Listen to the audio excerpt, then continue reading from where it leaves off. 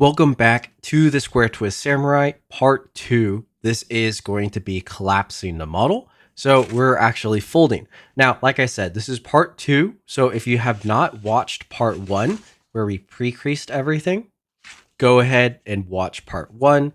Jump back to that video, or this one won't make sense. Now, if you have your paper pre-creased with all the pre-creasing that I showed, then we are ready to start collapsing. So this is going to be quite the ride, but I'll show you how to do it and let's get folding. All right, so as we begin folding, you might notice that I have these two crease patterns printed out. Remember from the first tutorial, I showed you this one mainly and where to get that off my website. And I have that printed out. I also have the full Mountain Valley crease pattern printed out just for reference as to where everything is on the paper and which parts we're working on. You don't necessarily need to print this for yourself. You can just have it on your phone or on your computer, but I recommend you have it somewhere you can see easily so you can keep track with me as we collapse. Now, I know this is a box pleat design, so you can technically start from anywhere, but there is a much better sequence to do that makes the collapse easier. Or I guess I should say it's normal. And if you don't do the right sequence, it makes it a lot harder. So we're going to start off with that. And what it is actually folding along the pleats that run through most of the model or, important parts of the model all the way through and get those done out of the way. There's not too many of these. It's mainly in the torsos where the level shifters will eventually be. And then defining the ones out for the hat or helmet. But yeah, let's get started. All right, so I'm going to start, and my paper is in the orientation that I'm showing on the crease pattern right now, where the sword is in the top left corner. So hopefully that will help you so you can find your creases here, right? And now the first thing we're going to do is we're going to look at actually this bottom pleat here. We're going to make this one first. Now this one has the two level shifters over here. So let's get that started. Now it's going to be a mountain valley where the mountain is on top of the level shifters here. And then the valley goes through the middle. So in some of these cases, we're actually going to have to invert some of the creases from our original grid. And that should be totally fine. It's not too hard to do. And to keep things easy for now, I am going to do this through the whole model. Like this.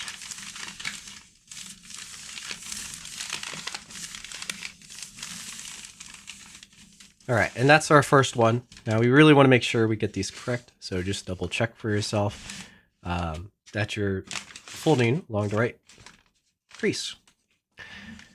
All right, the next one we're going to do is right here. And this is a mountain valley.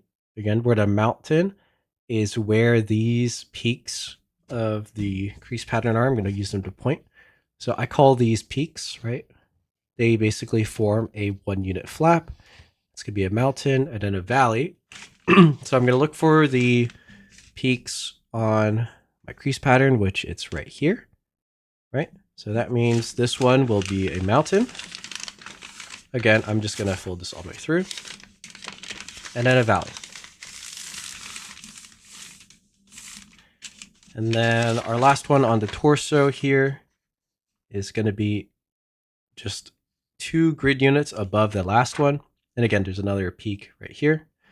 This one shouldn't be too hard to find. It's just right here. So 1, 2. Fold the mountain, and this time it faces the other direction. So the valley is above the mountain crease.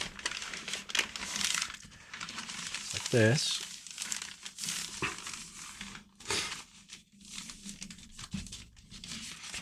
Like that. And we're all the way through. Now, the next thing to do is to at least kind of get ready the helmet. The helmet has its own sequence, so I know we didn't pre-crease any of this stuff because we didn't really need to.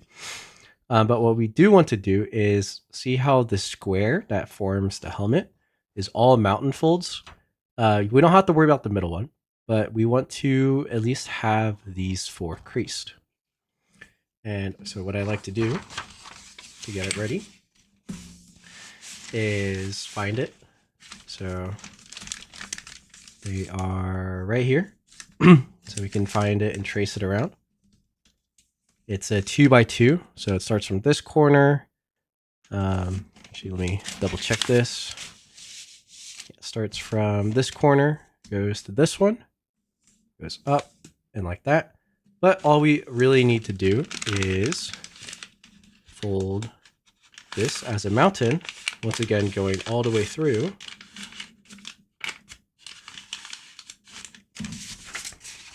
Same thing on the other side. But instead of valley folding directly underneath it, we are actually going to skip a grid unit and and valley fold here. So 2 grid units below, like this. So you see how I did a mountain, skipped one, and then valley. That you can even see it through the paper, right? So I did that. Now I want to do the same thing, except with the top of the helmet. That's going to be up here. And again, if you need to locate it on your crease pattern first before you find it on your paper, make sure it's lined up. And once again, we are going to valley fold the second grid unit. So we're skipping one. And in my case, these are already mountain, valley the same direction, or valley the same direction. So flipping a mountain crease, but the valley is the same. So like this.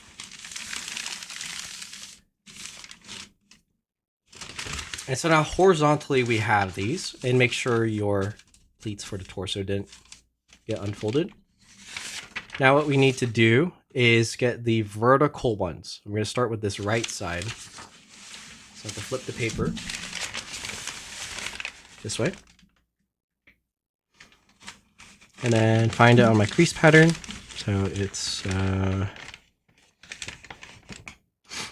see, where is it? Right here, I believe.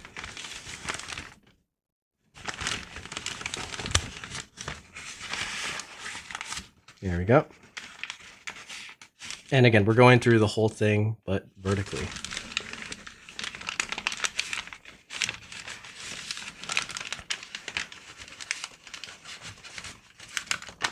And as you can see, when we do this through the whole paper, we're going through these other pleats we made without unfolding them. We're just folding through the layers like that.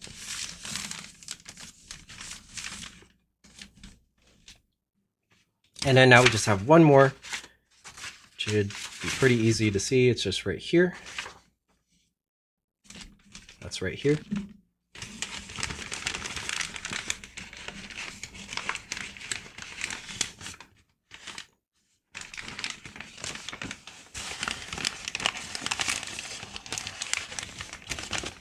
All the way through.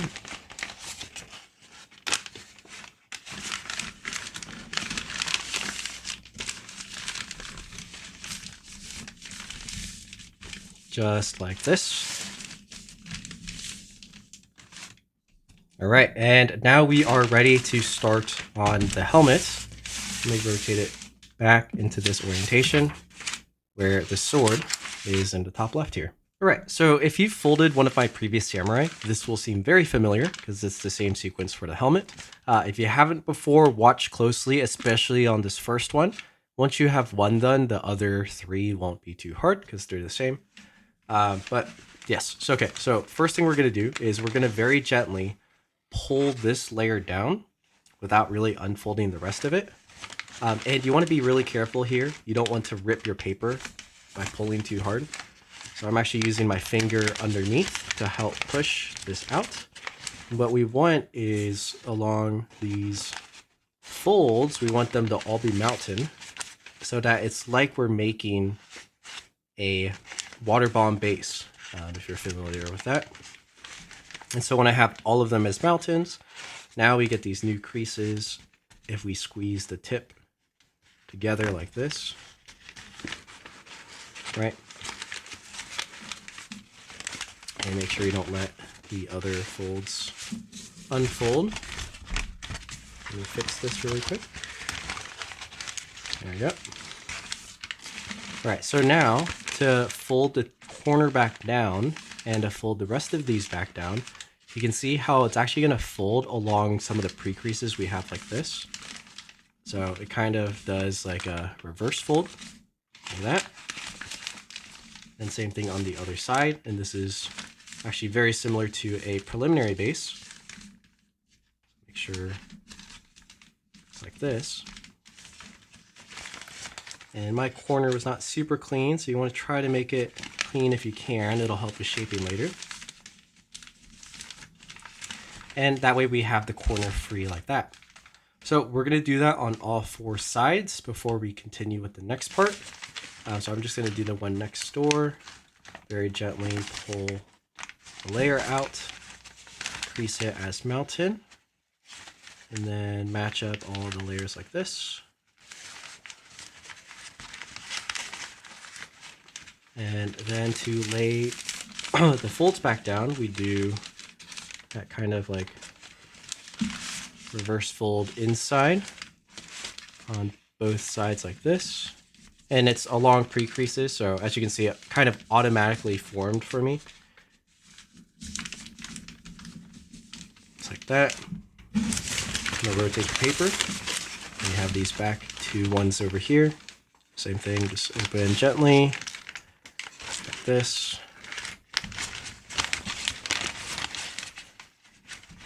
Line up the mountain folds, the corner. Do the little swivel or reverse fold down, both sides. One more.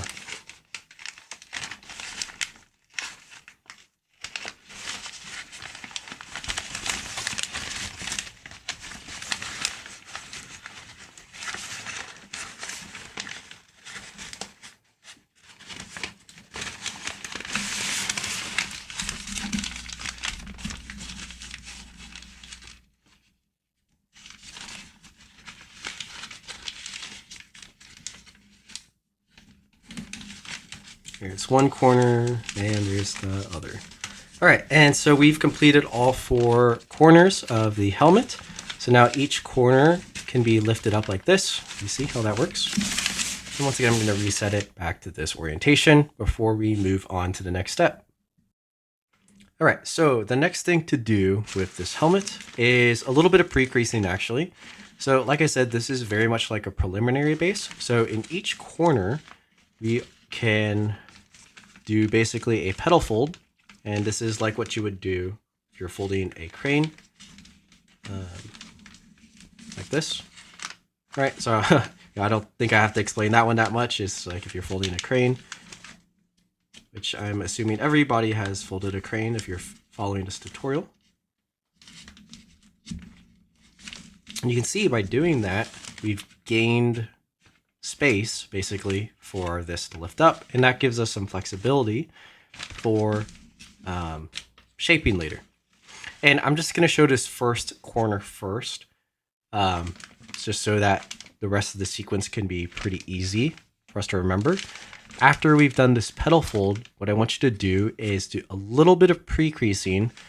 You just have to take one of these flaps like this, and we have the grid line, right? So you're just going to fold up along the grid line, and you just have to fold so that parts of this petal fold we've made kind of come with it, because by doing so we're giving it a little pre-crease, and then we're going to basically sink fold inside. And you don't really have to do this as a sink fold. I think in my Samurai tutorial I showed this as more of a squash fold at first, but in this case we kind of just have to close sink it, because we're doing it this way. So you can squash all of this. You can kind of fold it back so that most of it is complete. And then right where we get to the base of the petal fold we've made, where we have to close sink it, it might get a little tricky, but you can kind of reach underneath to press along the pre-crease we made and push it into the pocket of the sink fold. And you can see it very nicely closes in just like that. So that's a little bit different, I think, in the original tutorial, I had done some sort of actual squash fold. This one just ends up being a little bit neater than that. I think it's easier, but we can do that now on the other side. So each corner will have two sides. I'm gonna pre-crease this a little bit. Start with the grid here for the sink / squash fold. Because there's more layers here, I'm being slightly more careful in the torso to not mess anything up. You can feel underneath sometimes if there's layers that get trapped. Make sure they don't get trapped underneath. Right now we're good. We're getting close to our closed sink here. This one nicely popped in to the pocket like this. And close. All right, so now we're going to do the same thing on all of the corners. I'm going to show it, but probably not narrate as much, just because, you know, I showed one in great detail, and these next ones we just have to keep folding along. So for the second corner, I'm doing the petal fold first. You know, I'll still show and explain a little bit what I'm doing. So ideally, if you're folding along, it kind of matches pace with the tutorial. Next, I'm going to do these pre-creases for the grid, which will turn into the closed sink, like that. All right, now I'm going for this sink fold.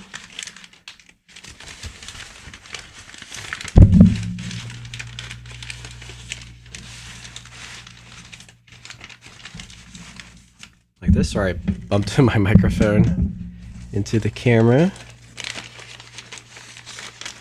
All right, so we got the bottom of that. Now we have the closed sink here. Just push it in. Nicely went along with the pockets. That's one side.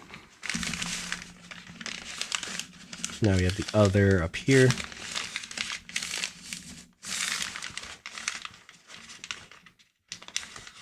Closed sink.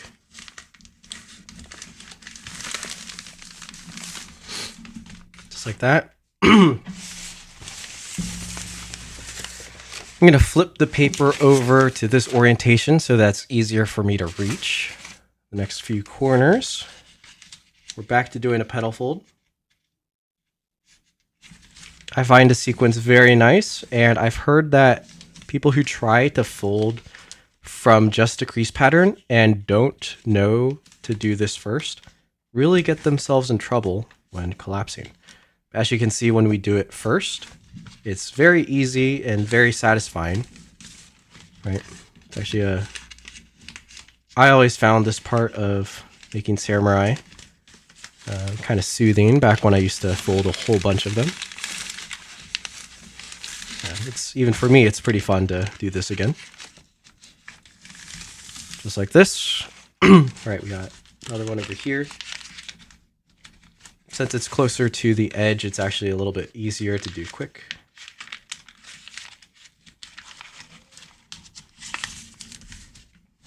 All right, and we are already on our last corner here. Petal fold.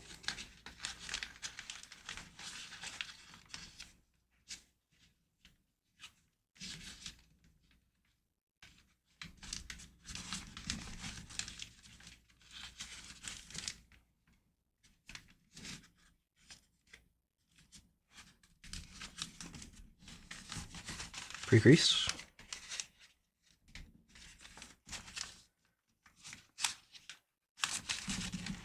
And sink fold.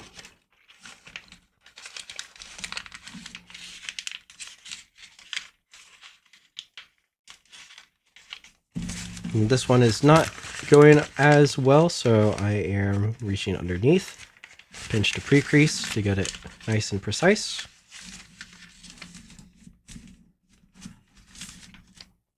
Last one here. I think that's one thing that's nice about tutorials versus diagrams, is that in a tutorial, I can do something like show you what happens when the close sink isn't always perfect. So you can reach inside the paper and push up on it. And in the diagram, you can't learn that or see that. So there you go. If you've never seen that before and thought close sinks were always hard, just reach underneath it, and now close things are easy. Okay, so let me reorient the paper. Because of that structure and because of the close sync, it actually locks this paper very nicely together. So our pleats won't come apart very easily. And even in this section, we have a lot of the pleats kind of set because we have crossing pleats now. And it's all looking pretty good. And our paper is even reducing by quite a bit already.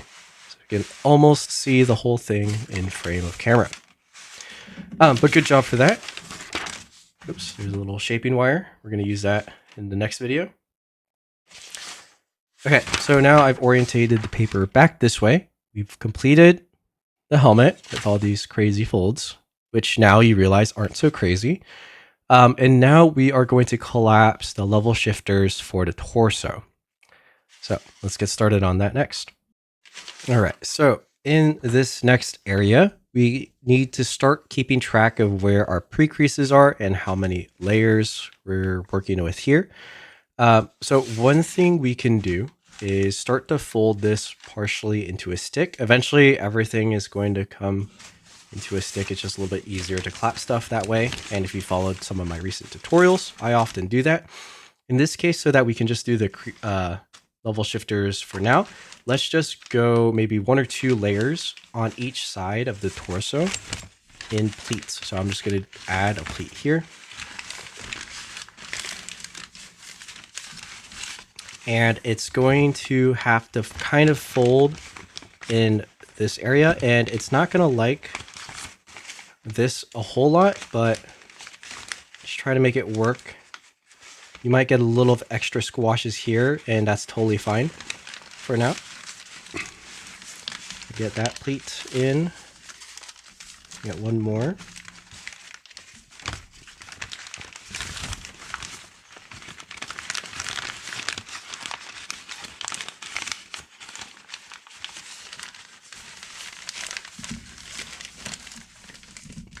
All right, let's do the same thing on the other side. I'm going to add this first pleat,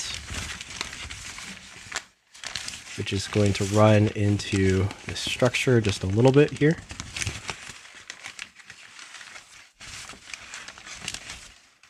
And again, if it fights it just a little bit, we need to add just a little squash.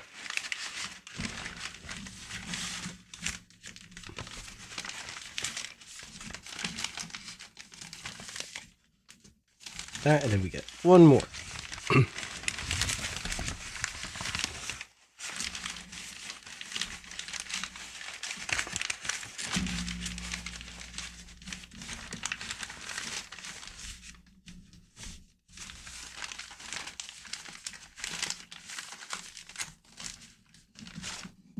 All right, so now I'm going to rotate my paper back this way, and we can start on the level shifters by finding where the pre-creases are. And I think that if I look at our crease pattern, the area we're actually level shifting is going to be right here. So I'm going to look for my pre-crease by opening this bottom layer a little bit. See if I can spot it. And yes, I can. So I can spot our pre-crease here. I can see the outline of this diamond. And what I want to do is just kind of pop this diamond forward along the grid line. So that's mountain. And if you're having a hard time visualizing that, you can actually start to convert this grid line, which is currently a valley, into a mountain, because it's going to need to be a mountain. And by doing so like this, I'm just using my fingernail underneath the paper to start to turn it into a mountain. Now, if I look at my diamond, right, I can see it in there, and I can start to pre-crease or start to collapse along that pre-crease. And this is just a level shifter. So again, I'm kind of babying this, even though this is an expectation that you already know how to do this. Hopefully that makes sense. I won't baby the rest of them, just that one. In case you don't know how to do that, now you do. So the same thing is going to be on the top here, underneath this next fold. And I'm going to rotate the model so you can see. And because we already have part of it up, what I can do is just push this part down, right? And then reach under the paper again to pop out the paper so I can see my level shifter right here.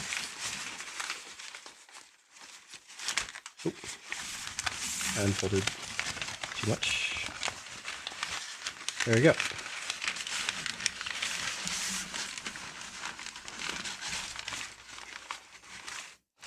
So now both level shifters on this side are complete.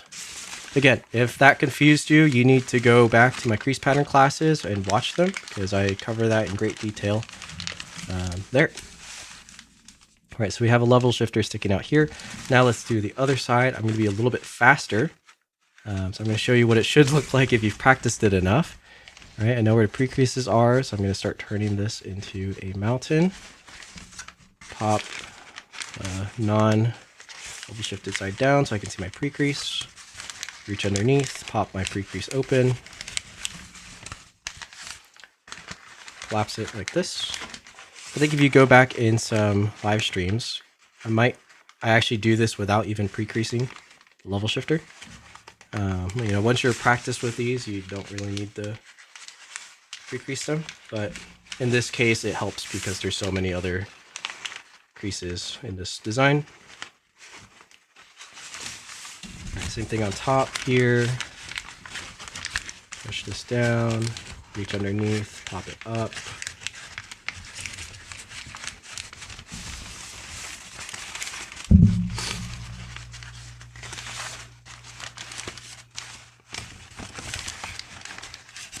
And find our pre-creases. There it is.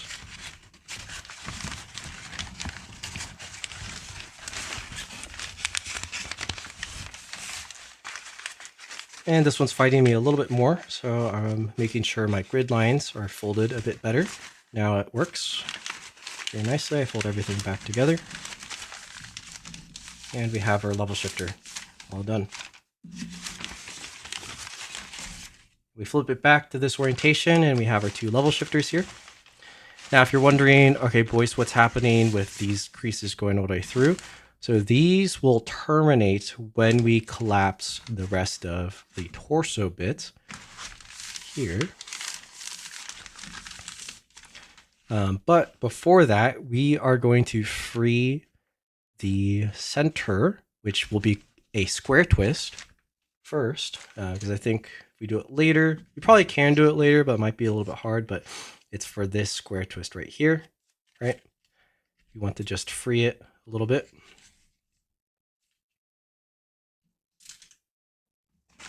So to do that, it's very similar to what we did to start our helmet. Actually, it's the exact same. We're pulling this layer out a little bit so that we can see all the mountain folds and creasing to the point. And then now we need to fold the layers back. Now in this case, we did some zigzag stuff here. For now, what I want you to do, instead of adding creases, I'm just pushing the layers to one direction, this.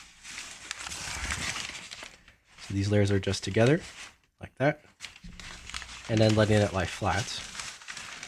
So on the helmet, we had these layers split one on each side so that we could do the petal fold. In this case, I just want them together.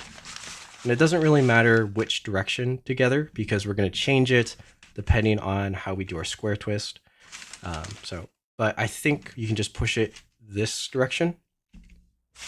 And same thing on the other side, right? So that you actually get like a flap. So let me do this next one and I'll show you the effect of doing it this way.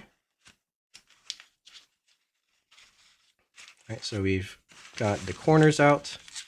Now I'm pushing the two flaps together, and you can see that when I do this, now I have this flap that folds up and down this direction. Right. So now we're going to do the same thing on the top. I'm going to rotate my paper so I can see it a little easier. same thing, very gently. You don't want to rip your paper here.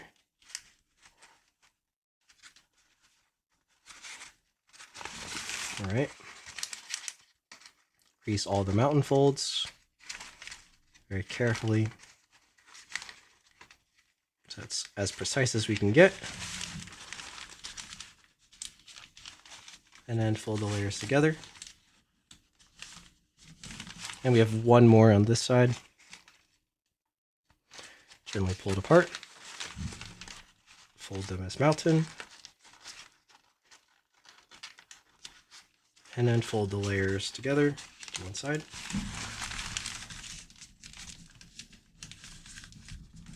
There we go. So now we have basically 2 layers that fold up and down like that.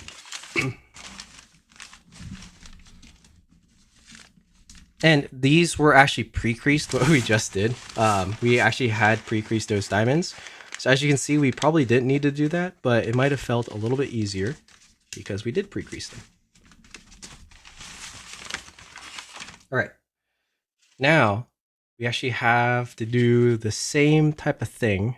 It's very similar. As you can see, for shaping, we actually have some units over here. I don't think this is on the crease pattern, but that's okay. I'm going to put it here because I don't think it'll hurt in case we don't need it, but I think we need it for shaping from what I can see. So where it is if we're looking at a crease pattern, it's right here where we have this layer. We do the same move. Pull it out, match mountain folds.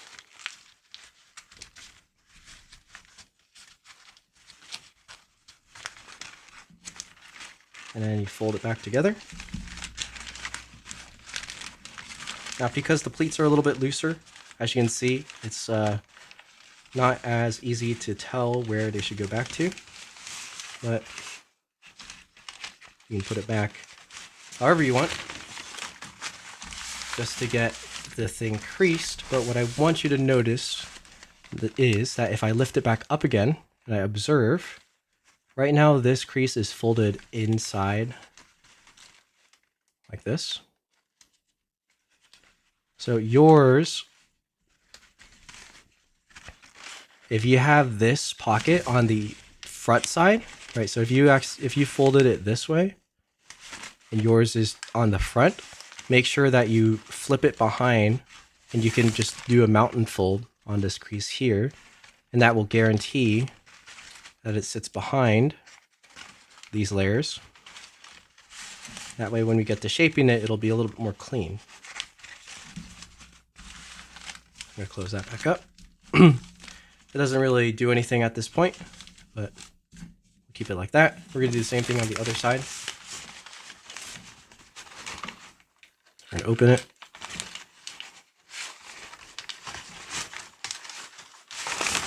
Push the mountain folds together. Fold this way. Back to here. Close.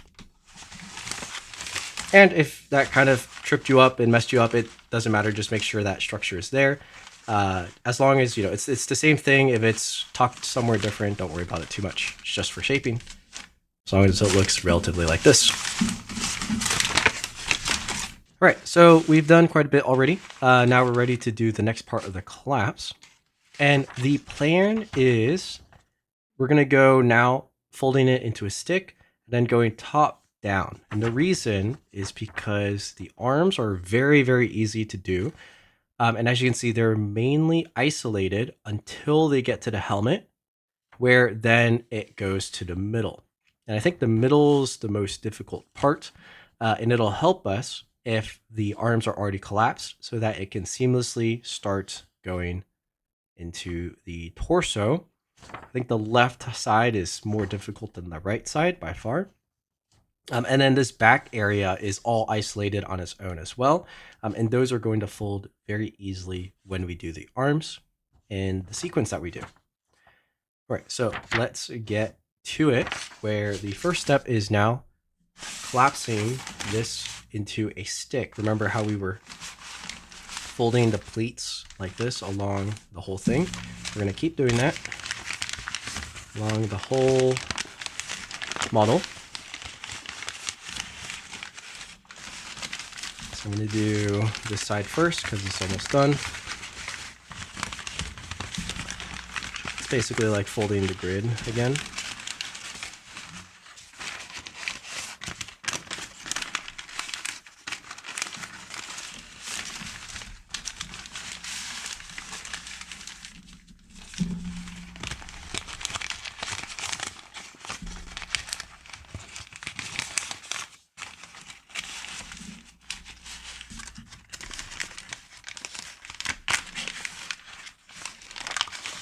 And if you need to, because the layers might start to get thick and kind of bouncy, like you can see mine, you can use some sort of clip or maybe a paperweight to keep things flat while we're working.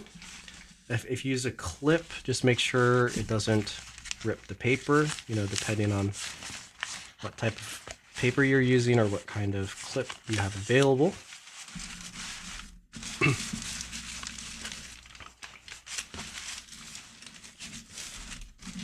I'm just going to use a regular clothespin to clip this together.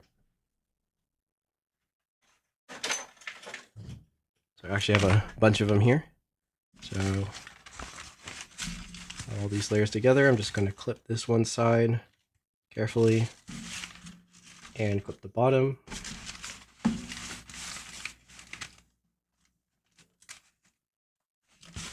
And then I can flip it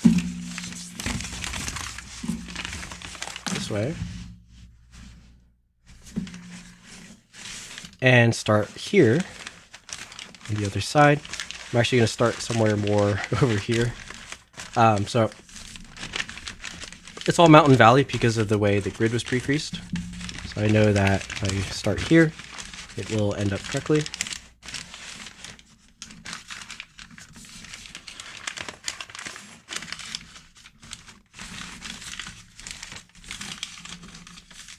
And I'm starting here just because it's easier to control the paper to get it started. And once these pleats are kind of started along this side, the closer in this area will be easier to fold.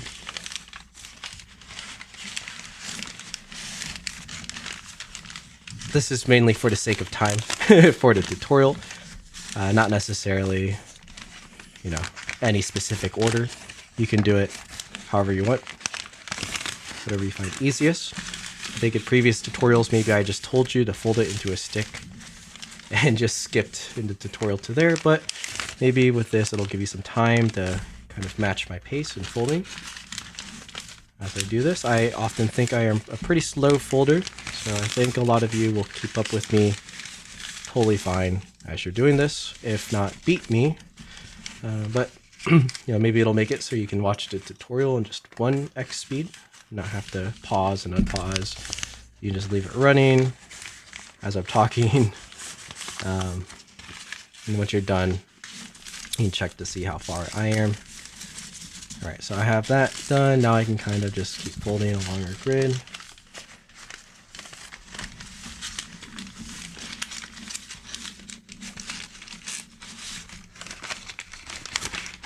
This.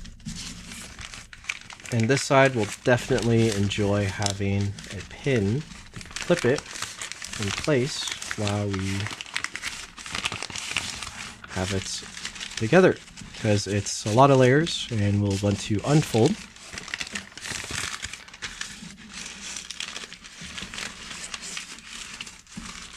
All right, we're kind of on the last set of pleats to complete.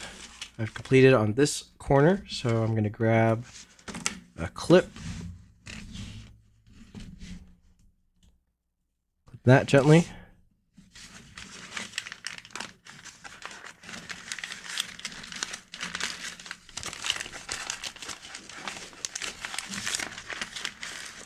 And then the far side like this.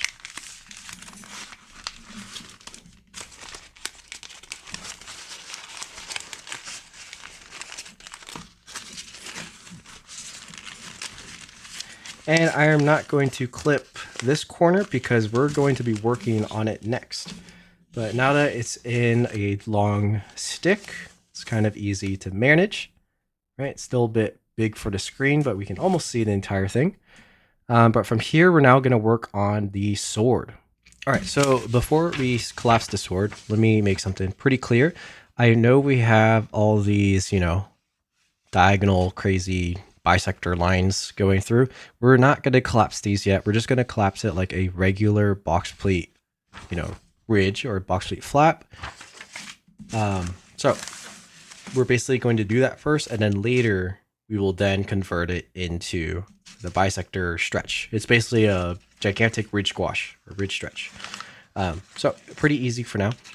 The other thing we want to do is as we are going this way, as we're collapsing in, we want to be freeing these pleats. So we're going to be unfolding the pleats at the edge like this as we go inwards. So that's the very first thing I'm going to do is I'm going to unfold the first few like this and start to pleat them this way. And then as I do this, I'm also coming in from the corner with my pre-crease there and starting to collapse this way. So this should be very familiar to any box pleat collapse. The other thing is at the same time, I mentioned we can be collapsing the back. So if the torso is facing this way, right, it's kind of angled like this, it's going to let us collapse it without worrying about interrupting this side. So if I have a clip here, it won't be interrupted. So I can fold this horizontal grid line like this as we are collapsing along the sword. And I'm going until I find the other pre-crease, which looks like it is right here. You can see the grid line running, or the crease line running through, and that's how I know where it terminates. So you can see how this collapse is starting to look like a giant Elias stretch, which is basically what we're doing.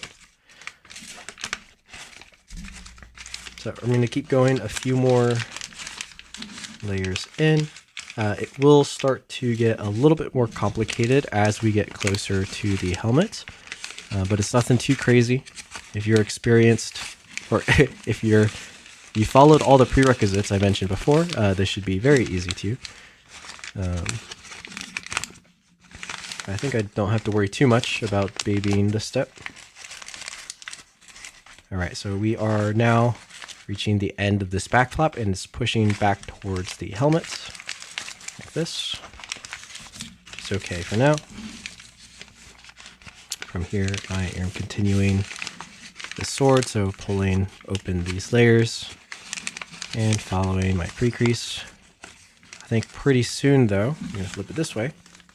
We need to look for where our handle forms, and those pre-creases are right here, I think. Oh, it's right here, actually. Now it's going to go up into the handle, so I have my pre-crease there, like that.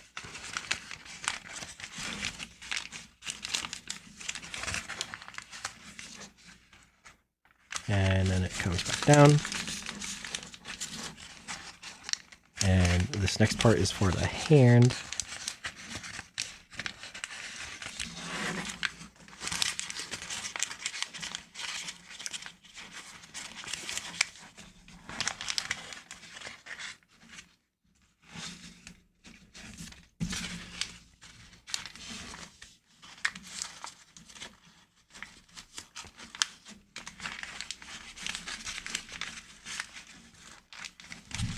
This.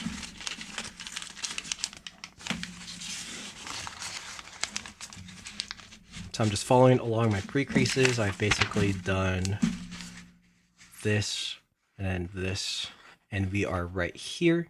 And then on the top side, we've collapsed this area and gone basically up to there.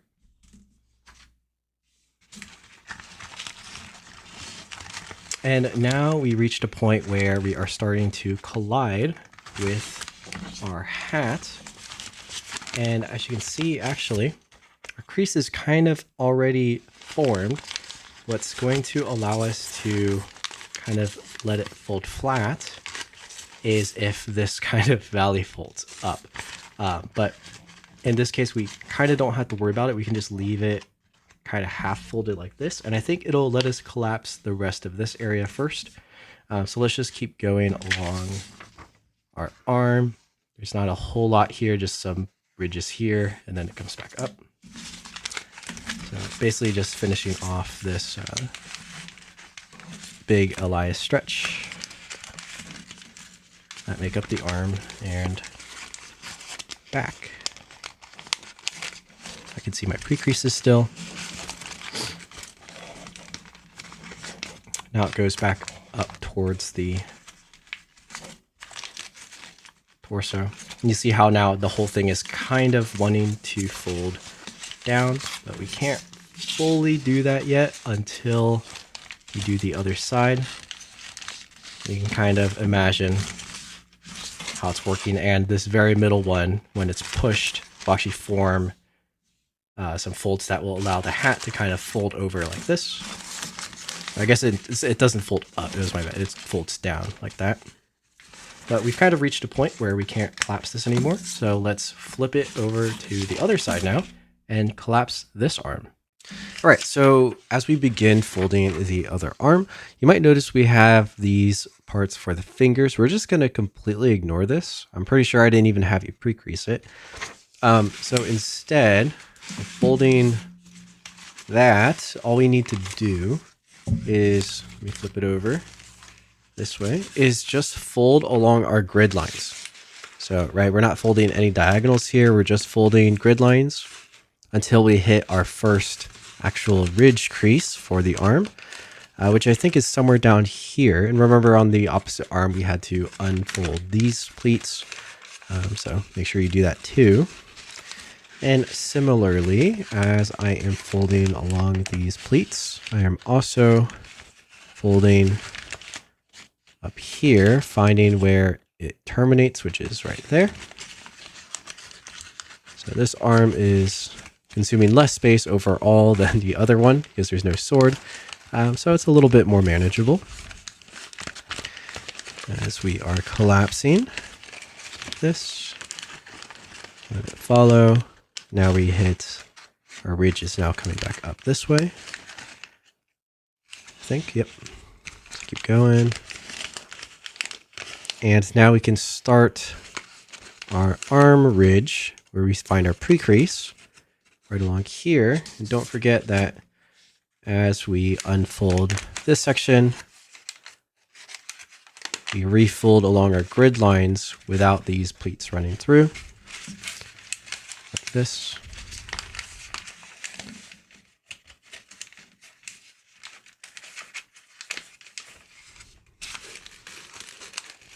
All right, and then here we have some zigzags, and this is for the shoulder.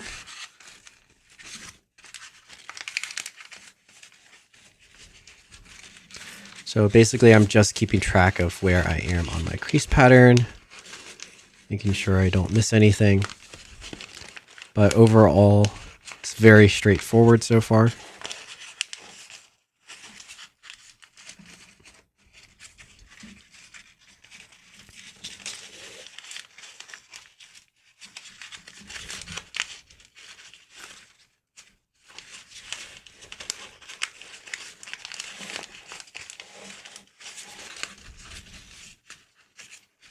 And as we get closer into the full collapse, and as we get closer to where the helmet is, it's going to get a little bit fidgety just because there's a lot going on. Really try to keep track of where your creases are. Currently, I folded the arm to about here. Notice that it now starts to go back down this way. So it doesn't like connect or anything, but we do have this other kind of stretch here. So pay attention to where this is, and we're going to have to start collapsing some of this just to kind of clear the area. So if I'm looking at my crease pattern, I can see the crease is right here where it starts to go back down that way. And If I unfold a little bit, you can see the other crease, right? So it was going this way, now it's going that way. So I'm going to make sure that I fold along that correctly. Let's find it here.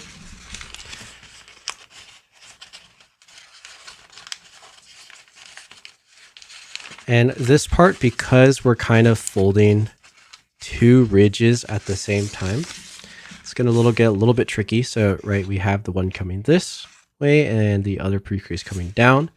And then from the front of the helmet, this one's also coming down at the same time as another right next to it.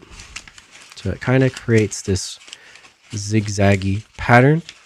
I don't think we have to actually worry about the internal one too much now, but once we get down a little bit, we're going to have to fold back up on it. So just try to keep that in mind. You might be completely lost by that as well, which is okay. We'll come back to it later. I just want you to know that right now we're folding this and this basically, and then we're not worrying about this area for now, but we'll come back and fold it once we start on the kind of face area. Right. Yeah, just don't forget about those pre-creases. If you think things are looking kind of strange, that's probably why. But we'll get to it. All right, so now we are at the tip of this flap. I'm going to take a quick pause here to just kind of, again, show where we are at. So you can see how like this area is now pretty much fully able to close. And I think I can actually kind of get this whole thing to collapse down like this on both sides.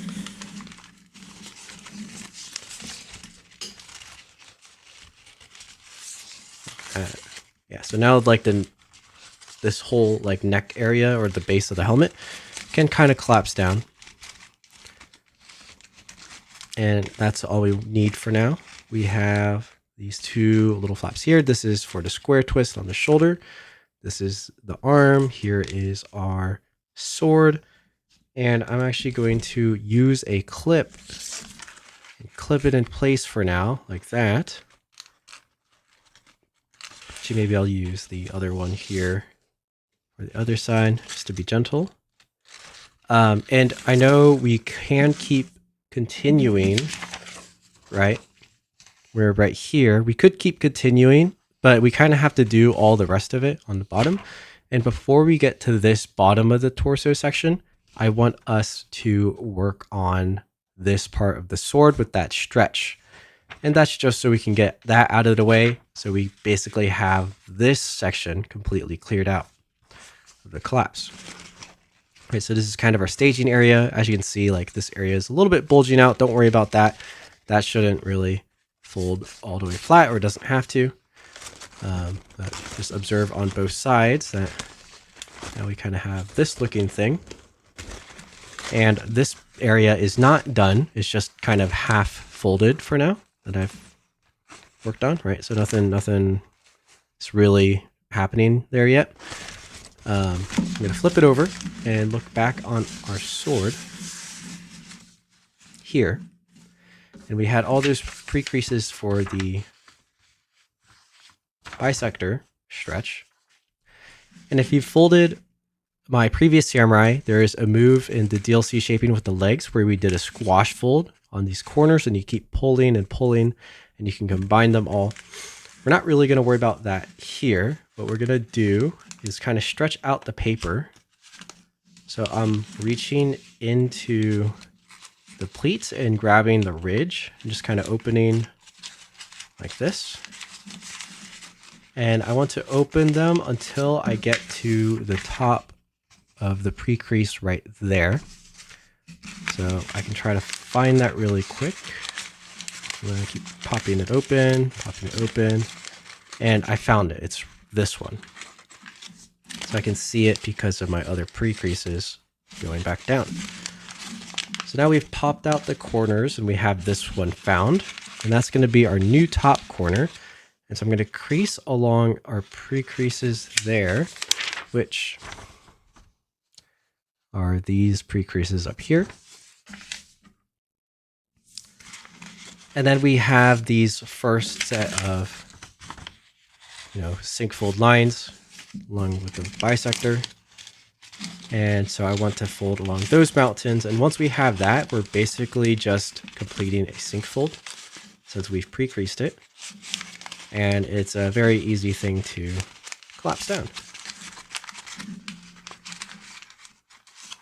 There we go. So we've got the first set started. It's basically a sync fold on this side and then a sync fold on the other side. So when I look at this right side, what I need to do, instead of relying on this ridge line as a pre-crease, I am now using the bisector as our corner, which is a mountain fold here. And then it's very similar to just like an open sync fold, using our pre-creased lines as references.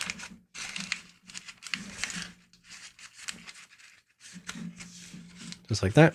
And then same thing on the other side now. Once again, I'm using my bisector line. That's this line as the mountain fold in the corner. And then from there, I can close that, and it's just like an open sync fold.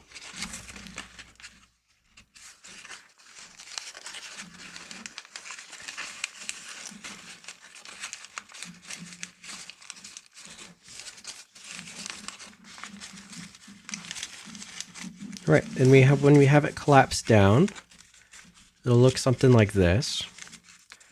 And in order to like fold it back in half, we're going to have to now fold this flap right here forward. And while folding it forward, there's like another layer here that kind of just has to sit to one side. So let that sit in, and then we can valley fold the whole thing closed.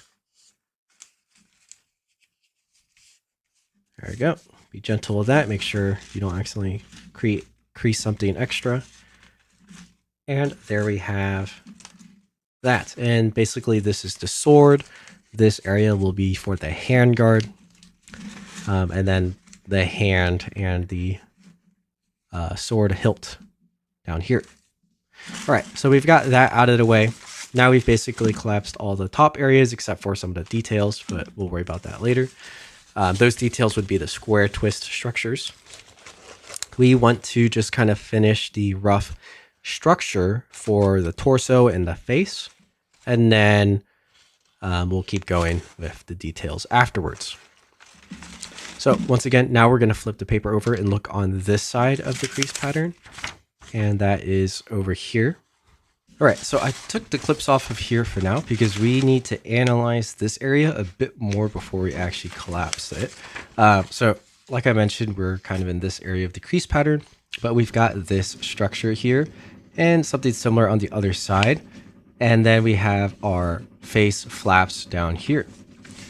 So in order to collapse that, we can see our creases that kind of line up this way.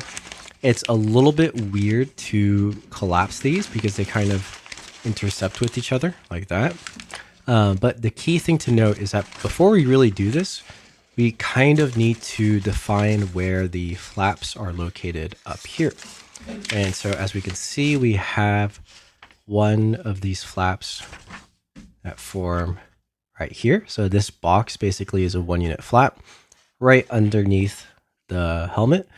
And then we have like a 2-unit flap right here. And these are basically the same length. And this is for the face details. So even though we haven't collapsed the other side yet, what we can do is we can find where those are located. So that's right around here for one of the flaps. And what I'm going to do is actually kind of keep it all together, all the layers together, and fold a big mountain fold like this. And then a valley fold like that. And that kind of tells us it's right here. And then our next flap will be actually up here. And this will be a mountain fold. Now we can't really grab it here. So we're actually going to have to start collapsing the inside of that flap. And if I look for it, I just open up some of these layers. I can find it right here. These are my pre-creases. So the pre-creases that are these two lines are right here. So valley, valley. It connects to the top. So we want these to kind of be in place a little bit already as we're collapsing the other side right here.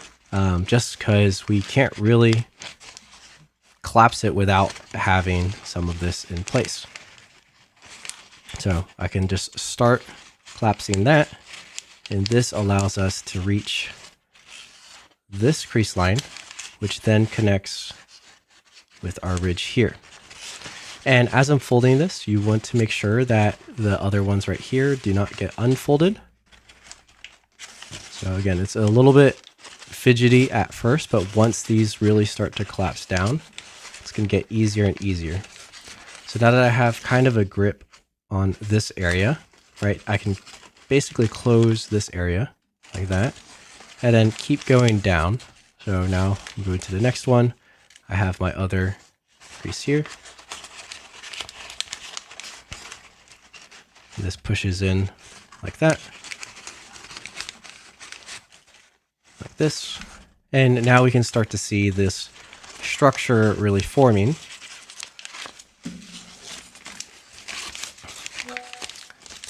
Like that.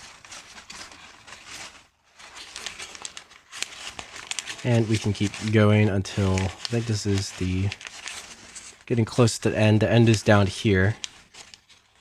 We got quite a few more to go. And as we go, we're kind of lining up the collapse upwards. So this one goes all the way up to the top here. And this is where we had that pinch with all the layers together. Like this.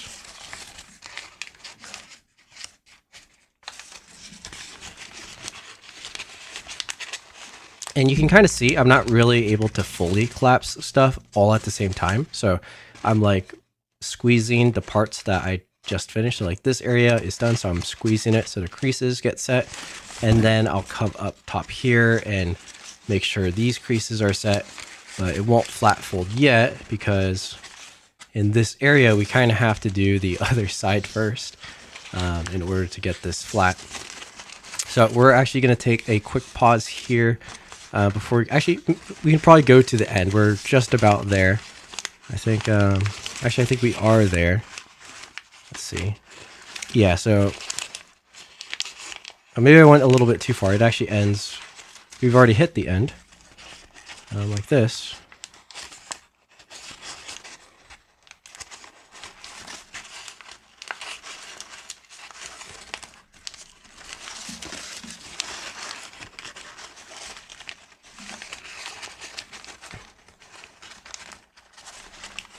Like this. And this actually creates a flap that goes down. So we can just kind of ignore this for now. But we've completed this area. And now let's kind of get started on that same structure, but on this side. This side, it doesn't quite go as far, but we have this same type of thing traveling down this way. Now, I know we have a ton of stuff over here, but we're going to completely ignore all of that and just follow this single ridge. So on the other side, we kind of had to take care of 3 at the same time. On this side, we just had to take care of 1 going to the left, and then the same kind of structure for the face. So if I show you from here, you can see these creases go this way. All of this stuff we're going to ignore. And then if we open up the layers over here, we can find the ones for the face, which are right here. And we can match it to what we have collapsed on the other side. Right? On the other side like that. And then the other pair of creases is right here.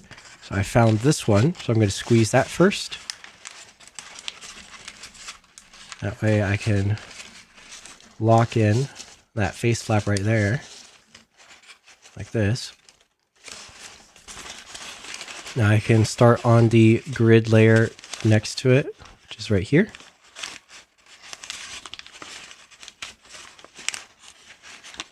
Keep collapsing. And this goes upwards into this next point over here. And I do have to kind of reach underneath the paper a lot to poke my pre-creases, but since they're already pre-creased, it's not too bad. And this forms the bigger point like this.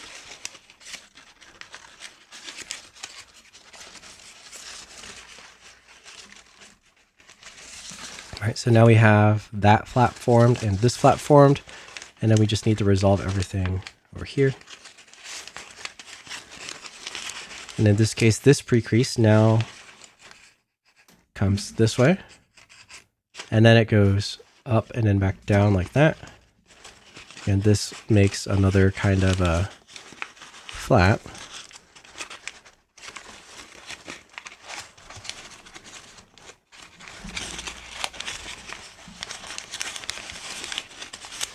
And we can just keep going along the next grid line like this. And we have like this zigzag set of pre-creases, which are right over here. Again, we can do these pre-creases basically all along here. We don't need to do any of these stuff. So we're just following down like this.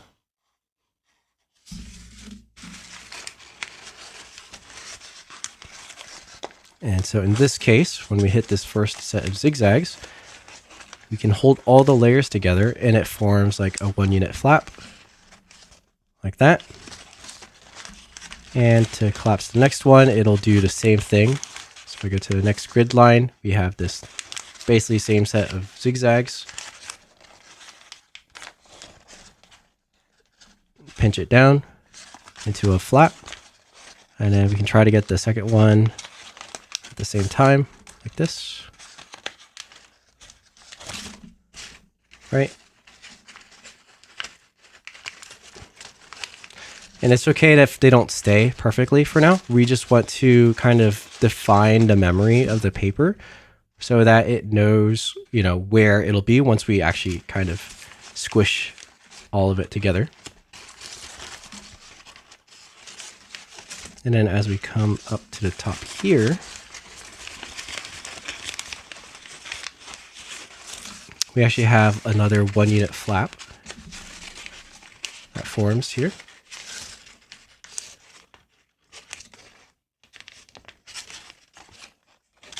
And I'm just referring to my pre-creases in this case. So form something like this. So that's right here. I know there's crazy stuff happening here, but just imagine it's just a single diamond, which is kind of like what we saw on our pre-creasing crease pattern. It's just this center diamond here.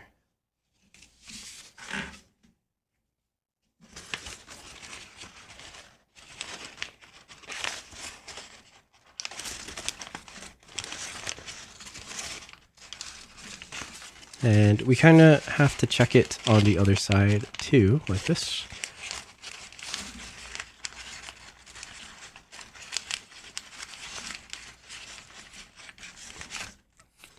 And then now both sides are kind of at the point where they're hitting the pleats over here. And in this case, we want to unfold these pleats as we continue with the pre-creasing bridge, kind of similar to what we did with the helmet over here. So I'm going to unfold this so I can find the rest of my pre-creases, which we can see are running along this way.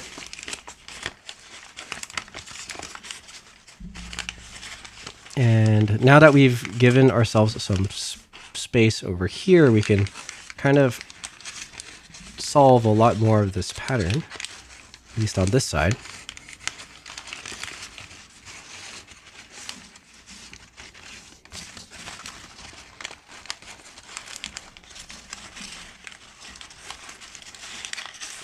This.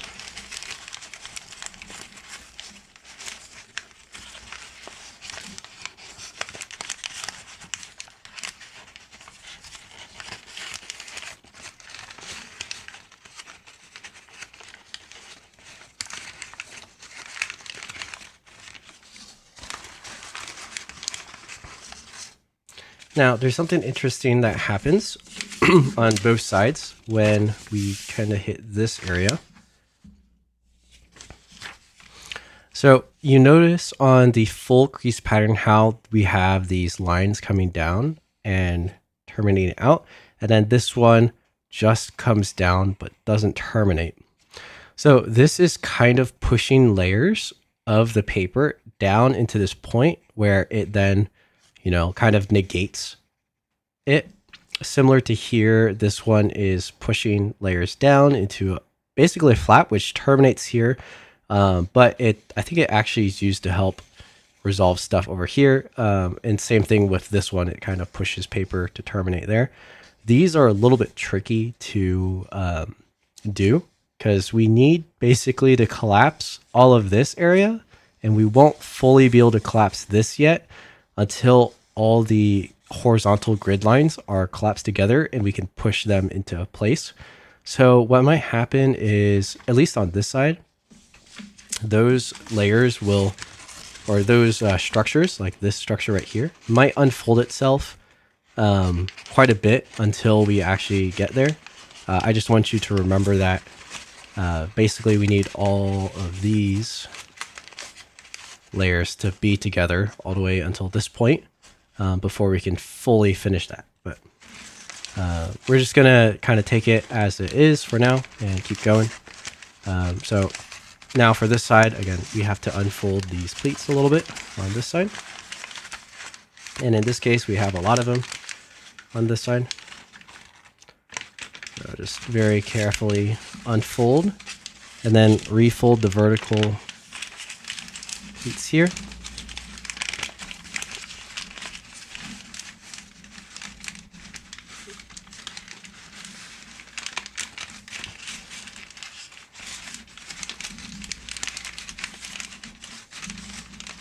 Because as we get to this section of the collapse, we're going to use the pre-creases in the middle of the torso to terminate these pleats.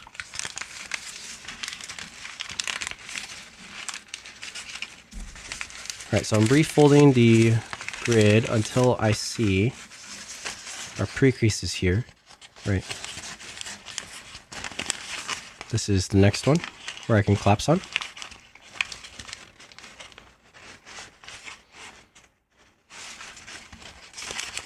And then it travels outwards a little bit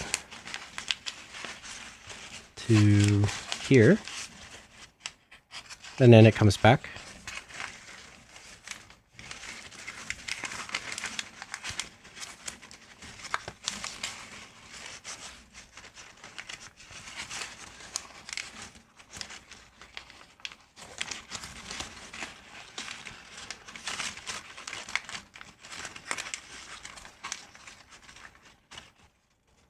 Like this. And now we get to a little bit of a tricky point. So we have this whole thing going on. There is another structure here that zigzags out. This forms another pleat that kind of terminates this way, or it pushes flaps this way into a thick flap. It might like undo itself here as well. So if it does, we just need to remember to push that out in order to do this stuff. But for now, we don't have to worry about it too much. But this area will start to get a little bit more difficult once you start to collapse it. I think what we should do actually is solve the one on this side because it's a little bit more simple to get to this point.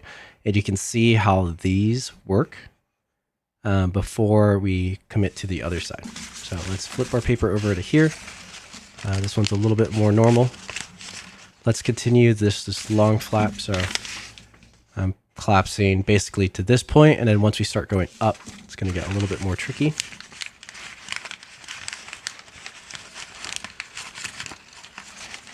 So I'm collapsing down here, down to this point.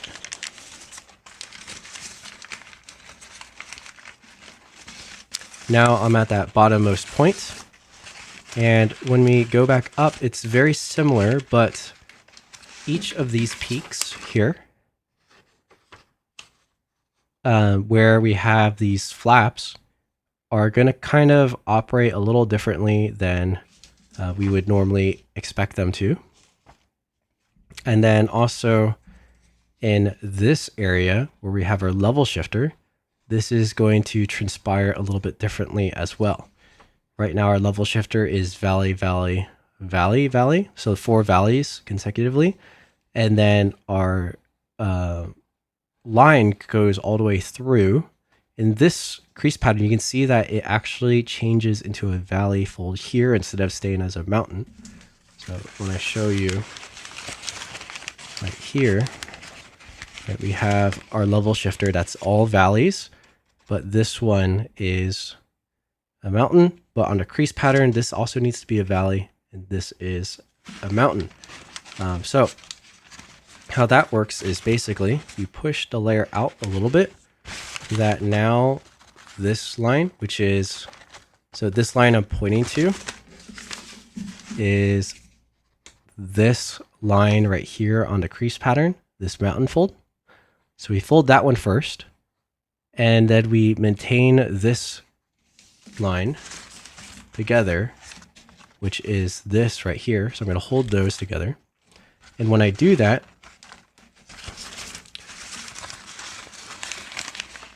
we can now fold along this line as a mountain. All right, so now we have this mountain fold folding across and folding upwards like this. So now this layer is all together, and we can continue from this point and keep collapsing upwards.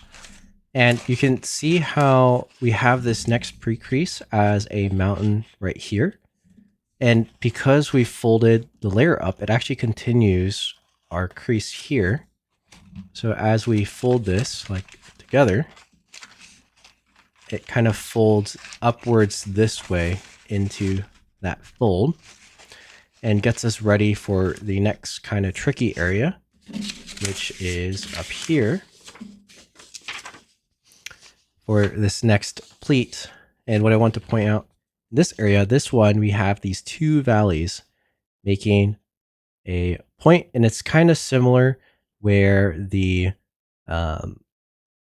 mountain valley in this plane switch, but this mountain stays put.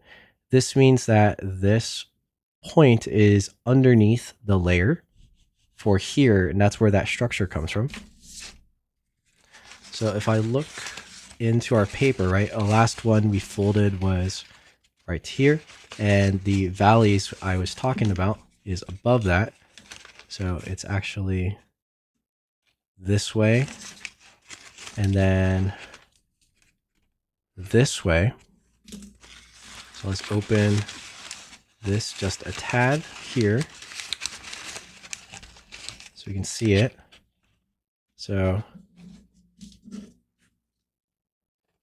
right up here and then that way.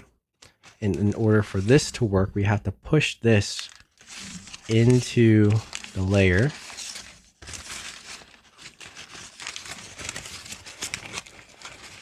And remember, this is all mountain for now. Push that in the layer. And that way, now we have the valleys on one side, like that. The valley on the other side when we close the next loop, like that. And now we can continue, and we have another one that's basically the same structure here, right? Actually, it's like the exact same thing. Now there's a little bit more going on right here that is kind of in the way. So just be careful not to unfold too much there, but we have to push this down into the structure to let it close like this. Pop this up.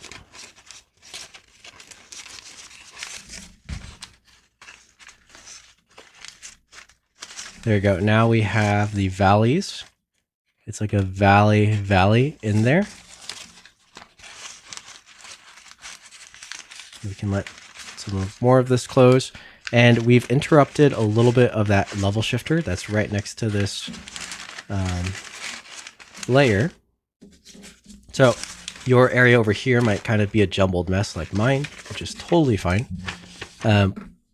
Because we're going to resolve it, remember how on the bottom on that level shifter, we changed one of the lines into a mountain and it let us crease across? That's the same thing here. This fold right here is now a mountain, and it'll let us fold up and over across, and we'll let the model fold more naturally. So first we just have to find where that is. And if we look into our model a bit, I can find that level shifter, which is right here. And by doing this sort of thing, the crease has already started to become a mountain on its own. So the crease we want is right here.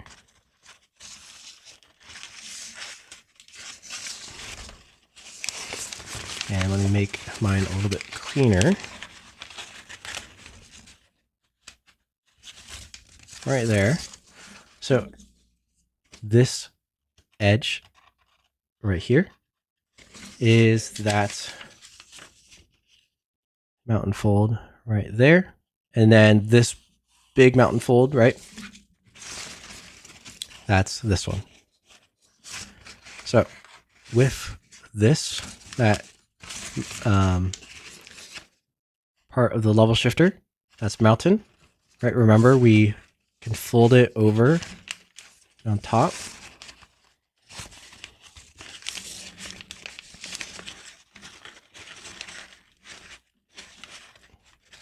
Like that. And then like right underneath it is where that next set of valleys happens, like right underneath here. So we have our valleys.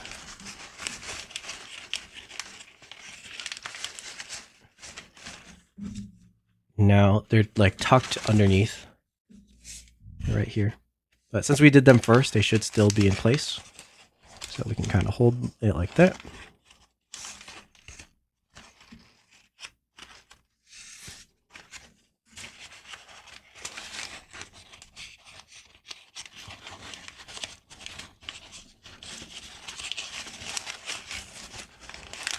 And it'll let us close a bit more naturally here.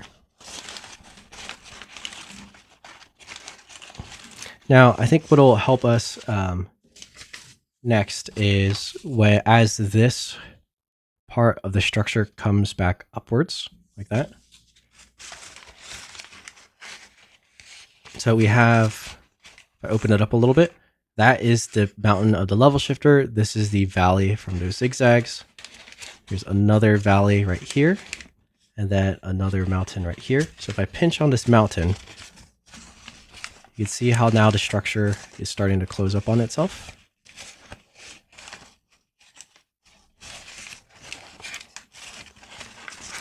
And we just have a little bit left until it connects with our face structure, which will let it fully close.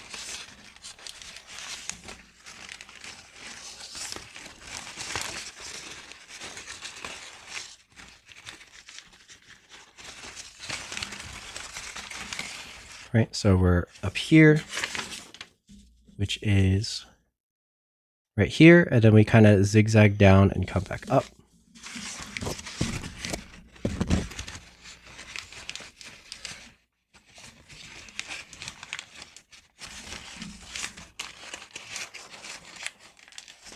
So that's right here. And this closes into the face. You can see that now everything nicely closes up on the right side. It won't on the left side because we haven't done that yet. But just like that.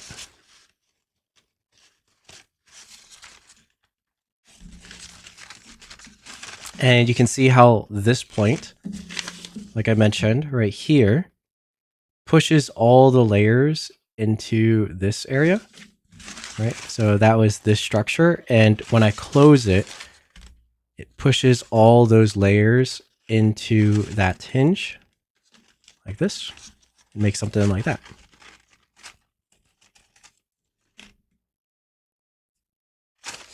And we have this little gap for our, scabbard for our sheath. That way we can twist it when we shape. Okay, so that was the right side. I know that was quite a lot. Because the right side is collapsed, when we collapse the left side, it'll be a little bit easier to get things to lay flat. I think the trickiest areas will be navigating this section where we have all these zigzag valleys that you have to push into, the flap in order to, unlock stuff and do stuff like that. But I'm going to go back over that on the other side. And if you got this to work, on one side, you can check it. So remember how the level shifter turns into a mountain and it kind of folds the layer upwards into the structure and then it collapses. That's kind of what you need to be thinking about as you go. It's like one part of it folds into a mountain and then it folds down over the layer, over the structure, and that lets it sit flat like this. So there's a lot of things that are kind of interlocked with each other like this one, but that's what you need to pay attention to as you collapse it. And one last thing before we go to the other side is there's a small secret where if you really can't figure out these layers as nicely as I did, if you can at least look at it and squish it in so that it looks like this on top, that's really all that matters. The internal structure, if you mush it a little bit, that's totally fine. Just try to get it to the point that it looks like this on top and kind of closes, and you'll be okay. Like you'll still be able to shape it. So just try as best as you can to follow your creases and then squish it into place.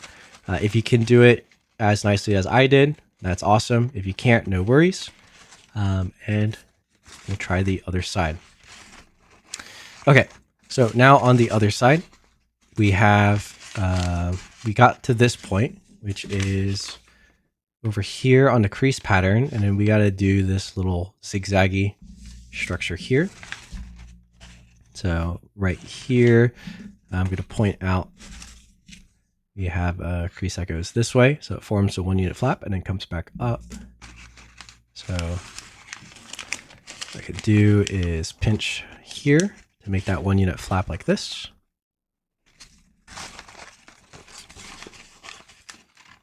Pinch it here.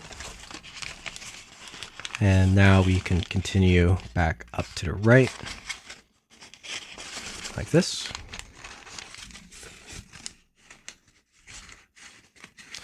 And this structure here is kind of a similar thing to what we saw on the other side, where it pushes the layers into a hinge. So in this case, the top of this structure will push the layers of this all the way into this hinge up top. So I don't know if we can do that now because we haven't been able to collapse everything together yet, but that's what will happen later. So if it unfolds itself, that's okay for now. Just keep that in mind, these two mountain folds.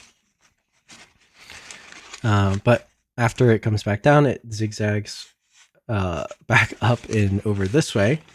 And this one is a little bit tricky because this is where we start that whole process of the layer coming over itself in our level shifter. But it's on the left side. So on the left side, our level shifter, we can find it over here. Remember what we did last time is we popped out the one that we need to turn into a mountain fold. It turns into a mountain fold, and that gives us this layer as a mountain to fold up and over like this. And then now from here, our creases line up for the next set of folds, which in this case is in this layer.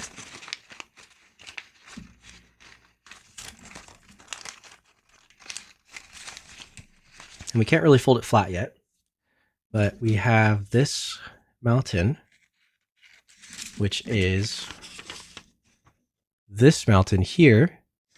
And that brings us to these valley fold zigzag folds that we need to form by pushing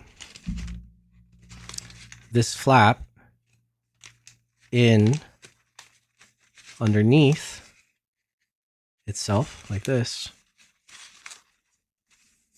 in order to get those valleys to fold. Right, so you see how I did that? I just pushed it in. This side is a little bit easier to see because we have the opposite side collapsed. That side's pushed in. That's one. Now we need to do it with this side as well. We gotta push it in. But in order to push that one in, we need to pop out the level shifter, turn that one crease into a mountain fold, which this crease right here is this crease right there. I'm pointing it because this allows that room for these valley folds to be pushed under like this.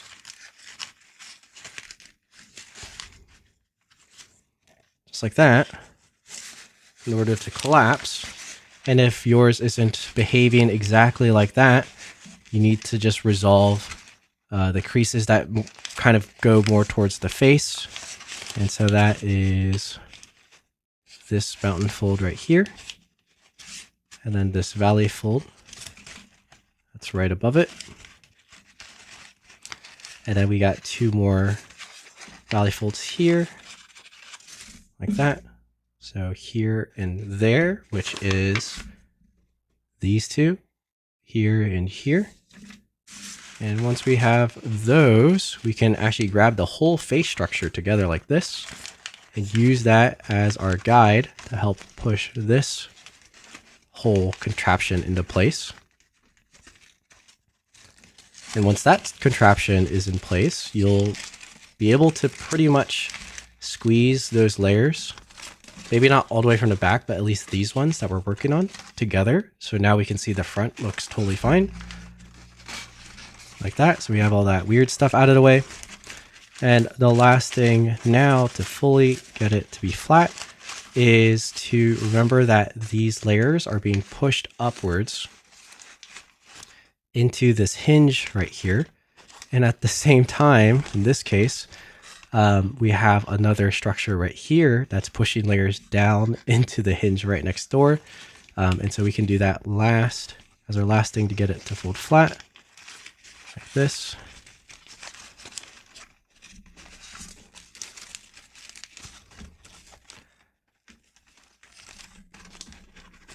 Like that.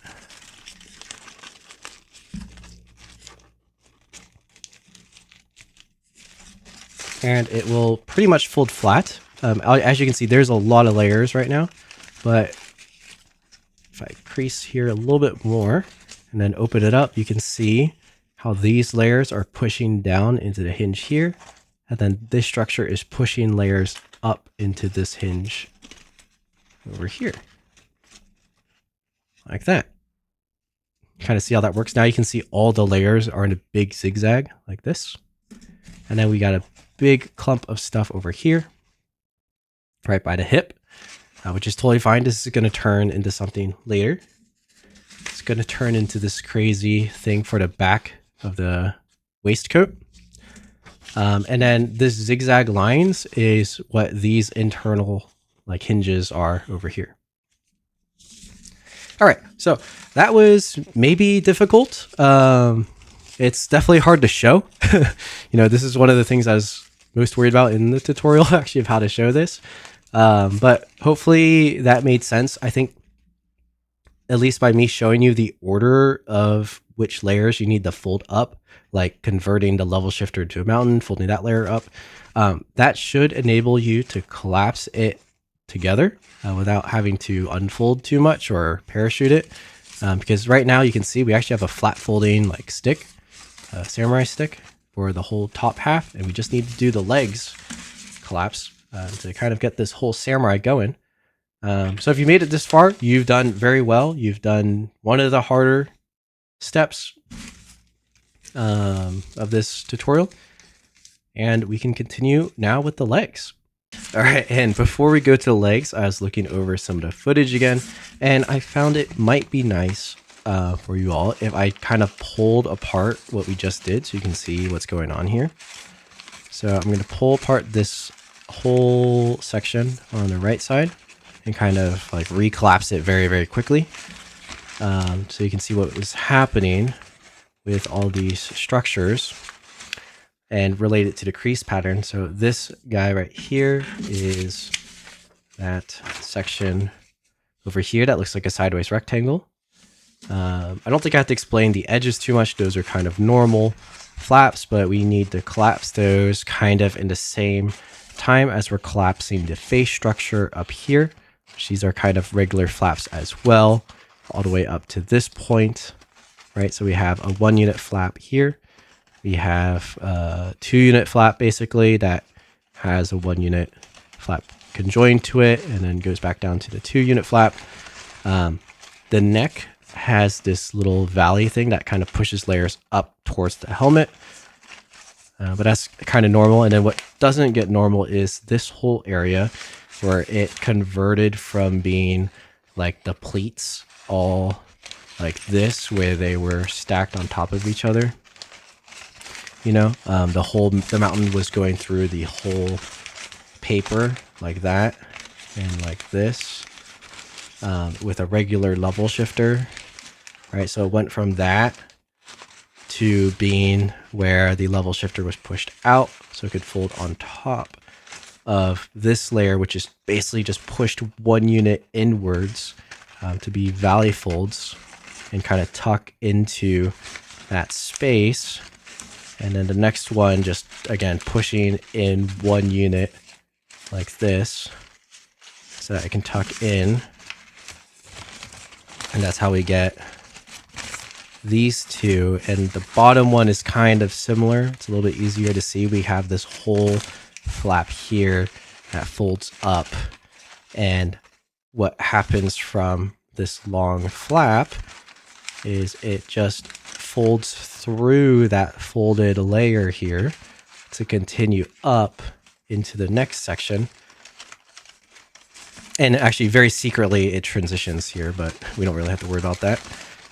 And that lets this whole section squeeze together and fold flat like that.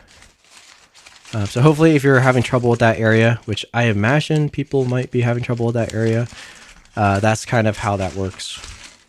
And then same thing basically on the other side. There's just a little bit more going on in this section where the flaps, they're actually shorter, but have more layers to them. So might be fighting you, but we have these zigzag areas pushing into each other and they're much closer to these weird transition units. But it's the exact same thing where you push the level shifter out, fold it up, let the folds continue, and then push 1 unit inwards to get those valley folds, change the level shifter 1 flap so it folds on top, and it lets you push in 1 unit and continue towards the head. So I think, after you fidget with it, and then once you try it, and then maybe once you see me pull it apart, you'll be more aware of what the creases should look like and which layers they should kind of be orientated in order to collapse this whole thing. But yeah, I thought that maybe that would be a little bit useful, a little bit more time spent on that section so you can see what it looks like. And then, yeah, now we can go to the legs. I think at least for the roadmap of the tutorial, we're going to do the legs, the general structure of the legs. So not necessarily all this crazy stuff yet. And then we will do the face structures just to get that out of the way before we really start messing with some of these transitions. And then we'll do the transitions for the square twists on the legs and the arms. And then we'll do this crazy thing in the back with those same transitions and get all the rest of it out. And the very last thing I think we'll do is the actual square twist, where we're actually folding the square twist, and that'll finish off our collapse. All right, so let's get to it. Let's get to those legs, and we'll go from there. All right, so as we start to collapse the legs, I think it's important to recognize the structure so that it's easy to collapse. Remember, the legs, when we pre-creased, were not exactly symmetrical. There's some weird stuff going on here for the axis change, and it's like almost the same, but a little bit different. What is the same though is this central area. This is where our axis starts, and this is like the front of the waistcoat for our samurai. And what will help us is if we can find this area and then collapse around it. We don't have to do all the crazy stuff, but we can just kind of follow this area because these will have to collapse as we do the legs. Now, notice if we look at our torso or our collapsed model so far, this is not the center of the paper, right? This axis is shifted to the right a little bit. We need to find where this part is and kind of this area, and that'll help us as we go along. So I'm going to shift the layers over a little bit until I find that spot, which I don't think is too far away. It's right here, like this. And you can see that as I try to fold to this side, right, we have this interruption. It's not going to flat fold. Now, what this flap right here, this like makes a little bit of flap this way. This will allow us to transition our axis or shift our axis between. Now, we don't have that yet, so just keep that in mind. But we want to kind of remember this area as we collapse. Okay, so I'm going to hold this in place as I kind of open up the right side. So I can start my collapse, which will start right over here with our pre-creases.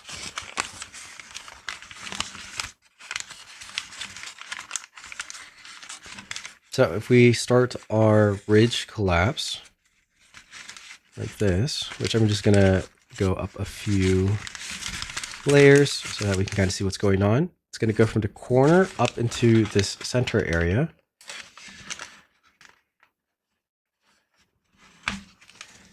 Now, this center area, the other side, because we haven't collapsed it yet, what I like to do is find where there are flaps and kind of fold along them.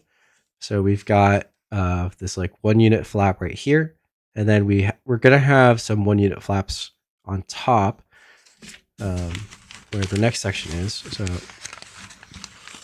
you find like right here, it's going to be one. So I can pinch that in place on the other side of the layers to allow myself to then collapse like this section, right? Without having to worry about the other side yet. And then I think if I count up 3 from this point, 1, 2, 3, here we're going to have another one. And another one right on top of it like this. So let me show you what I got so far. So it's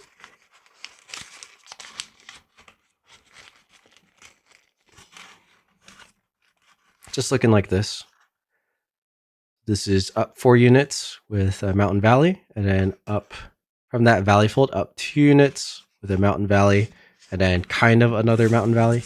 Again, you don't have to fold those like too hard right now, but that's just going to help us collapse here. Now I can just keep going. We have a lot of leg this way. We're not going to worry about the stuff over here. We just are going to try to trace the ridge up this way and like that, which maybe it'll actually be easier to look at our pre-creasing crease pattern to show what I'm actually collapsing. But the corner should start off pretty easily. The rest of my creases go up to here, down this way, and then back down. You can go basically all the way to the top here. And then where this area of the pre-creasing makes that peak, that's going to actually make a mountain fold like this. And you can see once we have that mountain fold in place, this whole area that's already starting to swivel is going to be able to lay flat. So that's kind of like already helping us. All right, next with this ridge, it comes back down this way to the right a little bit, and then back down to the left right here. And this is going to make a flap down here. You can kind of poke that into place like this. And then it goes back up.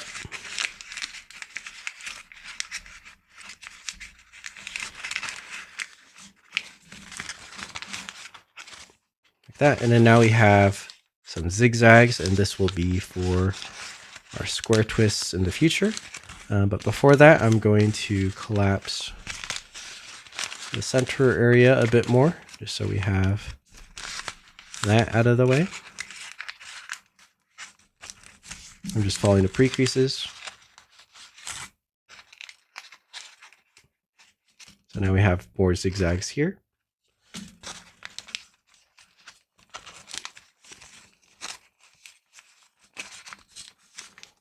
Right, and now you can see how on the other side all the layers are still together, but because I've kind of added those flaps, it's able to collapse. Got another one here.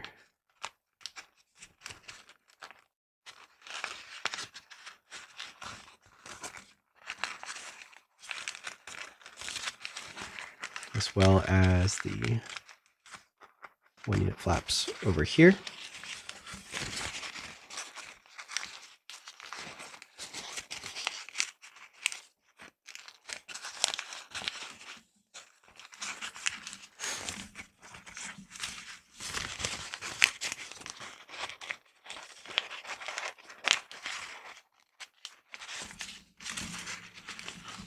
Now this one is giving me a little bit of problems because the axis isn't shifted yet.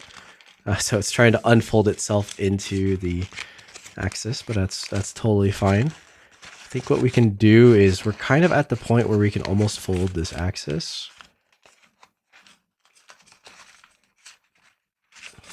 So maybe we should go ahead and do that. So I'm going to squeeze together what we've got so far as best as I can, just like this. So this is just following all those pre-creases according to here, just following this line down this way. Not worried about the diamonds yet, just doing this whole thing. And then now let's take a look at our mountain valley crease pattern for that area over here, right? So this is the flap we're concerned about, and it pushes layers this direction basically until we hit like the center. And then at the center, there's actually like a mountain valley going on. So here we have that peak. It's pushing these layers towards the center like this. And by doing so, we can actually kind of just hold this all together, right? And to get those swivels, basically what happens is it's already doing it, but we can see these are the layers that need to be shifted. And it's just a valley fold through all the layers here, and then a mountain fold through all the layers over there. So I think it's easiest if you get that valley fold first, right? So all these layers together, try to hold them together and get that valley fold. Flip the model over so I can show y'all a little bit easier. So I got that valley fold. It's kind of, sinking in behind everything else, but I've got that valley folded with just my thumb. And then as I rotate it, that mountain fold is kind of gonna put itself into place as a swivel fold, but you can kind of force it beforehand and then collapse it all together.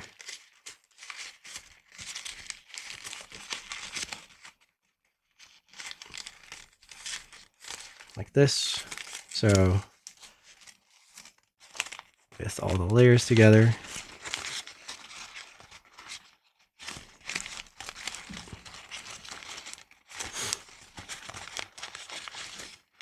And my crease has got unfolded a little bit, so I'm fixing it.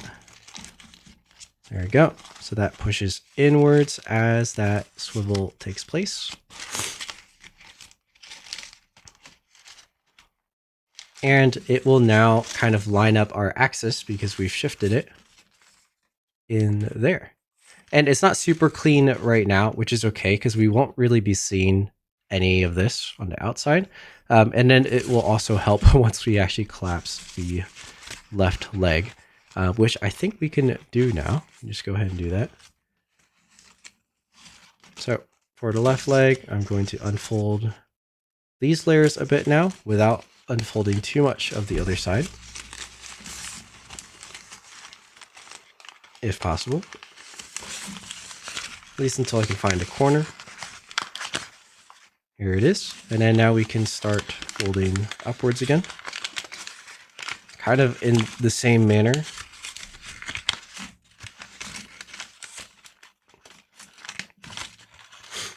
Up to the middle.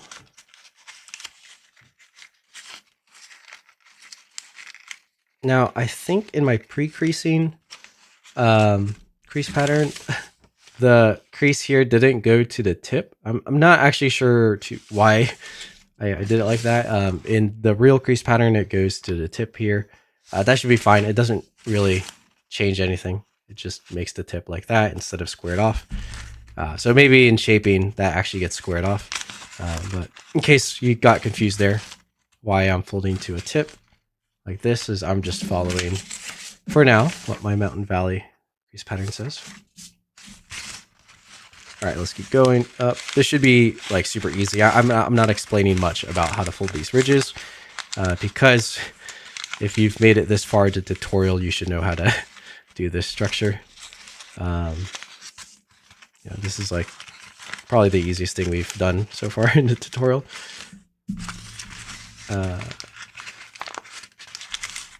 And it's just getting a little bit tight with everything being collapsed already. But it's the same motions as like the sword.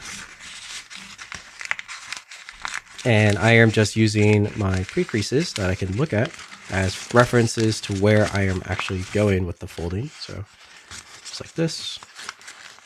This one goes up not quite as far as the other side.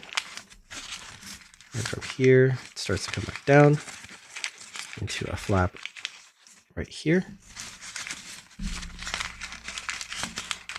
Let's fold a little bit more of the middle area. Yeah, the reason why I do it this way though, with the axis in place, is I can fold and stretch this way. That way it doesn't interfere with the other side. A lot of times I see people parachute, and they'll parachute where they're kind of folding against each other.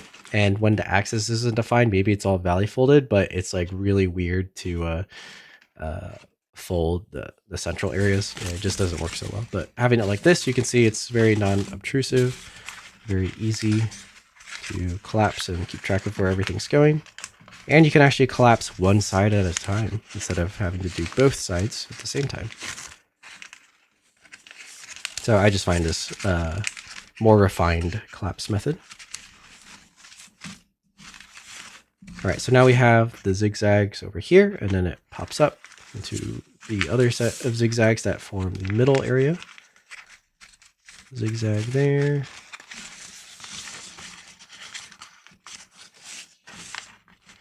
One more.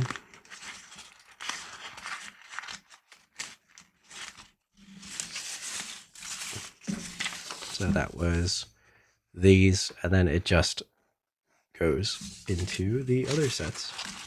Zigzag for the center, which are these, and I've already done them.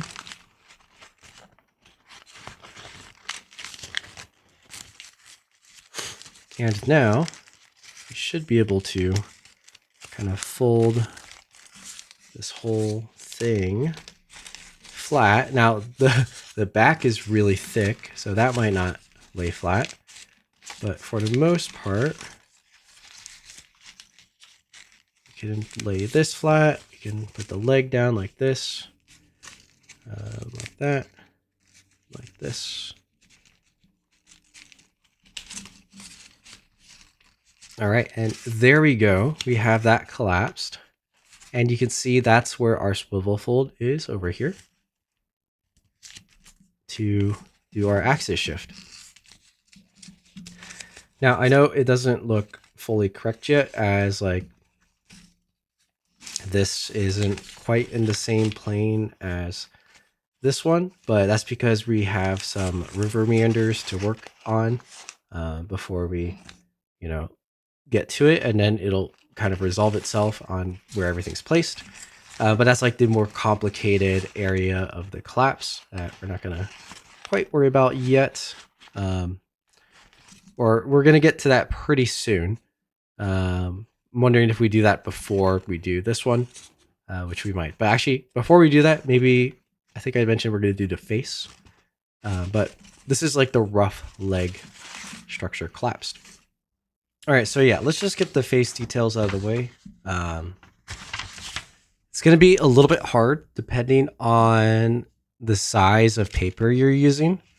As you can see from this crease pattern, it gets a little bit crazy here. But the first part we have to collapse involves these diamonds, 1 unit diamonds that are on the side of the center diamond. So we've thankfully already pre-creased those. So go ahead and follow along with me. If you're looking at your model, basically where those diamonds are pre-creased are to the side of this, if I call this a diamond, it's to the side of it. So if I rotate the paper this way and open up the layer a little bit, you'll actually be able to see your pre-creases. And they don't look like a diamond, but they are on the side here, starting here where my fingertip is. That's the base point.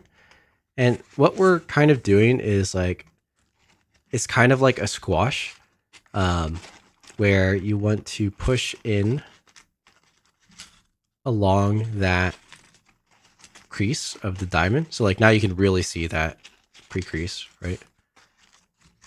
And when you push in on that, you can see that it forms that valley fold along the grid. And then on the side, it's like chopping the flap kind of in half. Or it should be in half. Right now, mine's looking like it's a little bit over half, but you want to try to aim for basically half. And once it's at that half mark line, you can pinch the tips of the two corners, and it like squashes or spread squashes flat a little bit. Now we want to do both sides at the same time. So I'm not folding anything flat yet. I am now going to look at the other side, find those pre-creases, and try to push it inwards like that along my pre-crease. There you go. So it's like this. And then now if I face forward and try to pinch these two tips to get the squash complete, I can kind of set where those half marks are. And then to fully collapse it, there's going to be 2 mountain folds. It's going to be at the tops of basically making a triangle for the tip. So that's going to be one of them. And then on the bottom here, the bottom tip, that is going to be a mountain fold as well. And you can just lightly crease those and start to see how it's squashing down. Now, once again, the sides, we haven't pre-creased the sides at all, but you want to try to line them up so that they're equal and that it doesn't turn. Like this. And like that. And now on mine, the right side is a little bit thinner than the left side. So I'm going to try to just adjust it by very lightly maneuvering the paper. Try to give me a little bit more back, just like that. And then once it roughly looks good and the sides are straight, now I can fold along those 2 mountain folds that I just did. and the face will fold flat. If you folded my DPA, my Dragon Plate Assassin, this is the same face structure as that. It's just there's a lot more layers kind of blocking you from being able to roughly do the same thing. But yeah, that's basically it. Not too bad. I'm just going to clean up this crease a little bit more before I set it, just because some of the layers got kind of weird. All right. And that is for like the top of the face. Now the hard part comes for creating the mouth, which happens with this flap, just the bottom one. So I can now valley fold this tip down like this.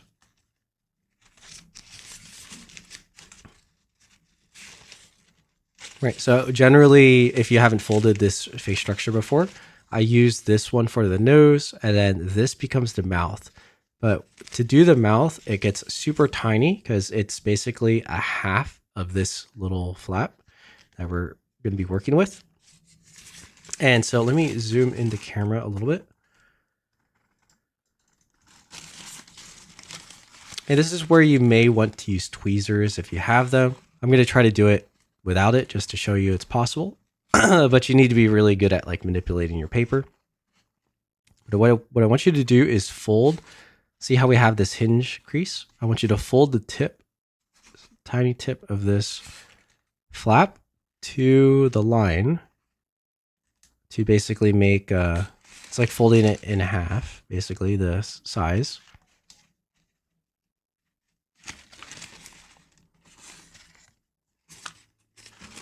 Right, so I folded to that line like this. This is just a pre-crease. Now what you're going to do is you are going to spread sink or spread squash that flap. So I'm lifting it up and then I'm opening up the layers on the sides and like this. And once they're open, I can squash down, and it's going to use that pre-crease we just made. And you want to try to get it actually on those creases. The cleaner on the squash, the better it'll be for when we sink fold it.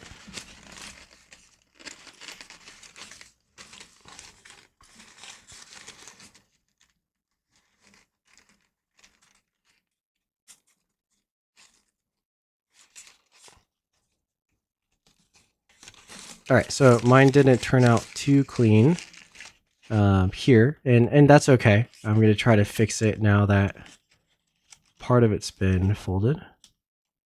Just a little bit more of a squash. But even if it's not like super good, we're going to be close sinking these layers, so we won't see them anyways. So as long as the squash fold is there, right? It's kind of all you need. And to pre-crease now, you just valley fold upwards. I think I'm still going to try to fix it a little bit.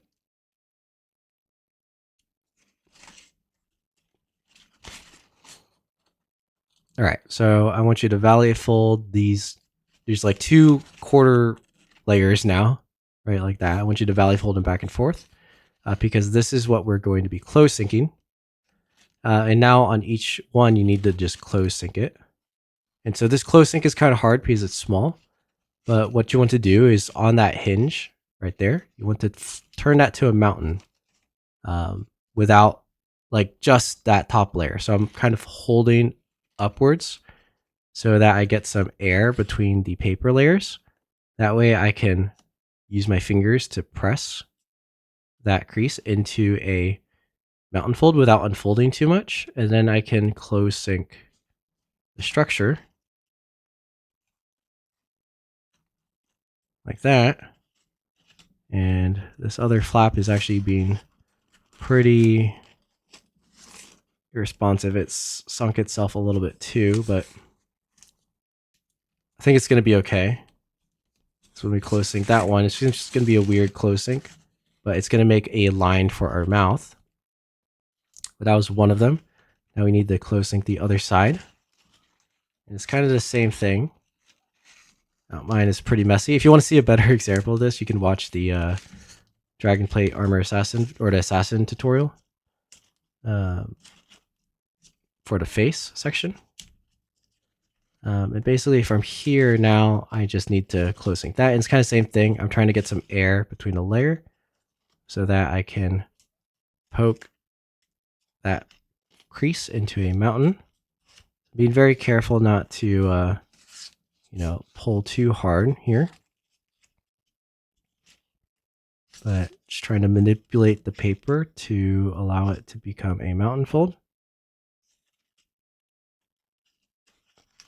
And once it's a mountain fold, you can just press in to close sync the rest of the flap. And then close it all together. And what you're left with is a line that forms from the creases of the remainder. Now, again, mine wasn't very clean, so I kind of have a big gap. That can be used for your mouth if you want the shaping. I might clean it up a little bit later. Ideally, if it's a little bit cleaner, you almost get the visualization of teeth here, but after a lot of shaping, it might not even, show.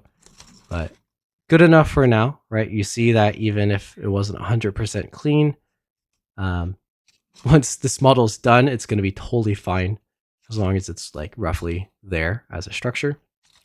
But yeah, that's really small. So I do recommend if you have tweezers, it makes it a little bit easier to poke and fold. But there you go. I just showed you that it's possible without, if you're just very careful. All right, so we have the mouth done. Now we don't have to worry about that too much. I think the last thing for the face would be, we're just, for now, we're going to fold this top flap. I'm doing a pleat where I'm valley folding this layer in half while folding it down like this. And this just kind of gets it out of the way. This might not be the exact proportion for our face shaping yet, but this is kind of where the nose is going to sit. We're obviously going to have to shape it a lot smaller so that it's not blocking the mouth. But that way we can just press this whole thing together, and that's like our face. Our face will actually just be about this big anyways, and that should be the proper proportion. But we're going to have to shape the helmet first, of course, and do all that stuff. But there you go. Just like that. Now we can move on to the legs again. I think we're going to do some more work on the legs. All right, so the first thing we're going to do for our legs is actually this squash stuff over here. And this is because this will help us transition for the rest of everything going on. And if you've done some of my models in the past, you'll be very familiar with this. It's just some spread squashes and so just pulling it out. Now, the thing to note is we're doing these squashes on the inside of the layers. So if we're looking at our model, I would call this the outside, right? We don't want to squash here. We want to squash underneath. This is very important. Otherwise, it doesn't turn out the same. So this one is what we're squash folding. And basically, it's just a spread squash, spread sink. Like this. And you'll notice that it is not allowing the tip to fold flat at the moment. But we can just squash that down too once we have that in place. Right, and then we need to squash, I think, 3 more times. Let's see, 1, 2, I think 3 more times, maybe 4 more times. Let's try 3 for now. Yeah, I think it's only 3. So I'm going, or 2 more times, sorry. I'm going to do the next one. Like this.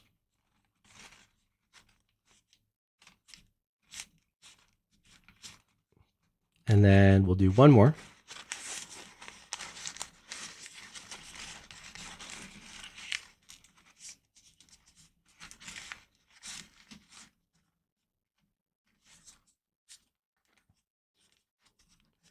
Just like that.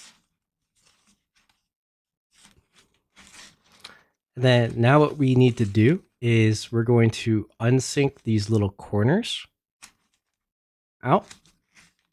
So very gently, I like to grab it like this, gently pull out the corner, and then recollapse it. Those creases, and they're gonna have to try to invert. So if your paper is getting stuck like mine, just reach underneath the layer and poke where we see the crease. And it goes back. You're gonna do that for the other two right here. This one was a little bit better. And then lastly, this one, which is kind of like a bigger one, just like that. And each one of these, I want you to like valley fold back and forth to prep for our next step. All right, so now that we've stretched those, 3, 2, 1, restart. All right, 3, 2, 1, restart. All right, so now we've finished doing these squashes. These are called ridge squashes. And with the tip of the foot, I am actually just going to valley fold it down. So it kind of actually makes a, toe looking thing. But it's mainly just to get it out of the way. And then what we're going to do, in order to form this like double stretch here, we're going to grab the tip of the second squash and then the bottom squash right here and kind of pull it like this so that the stretch starts to open and we can form new creases connecting this corner with that corner. And once I fold that crease, then the internal creases kind of line up for themselves. And I need to do the same thing on the other side like this.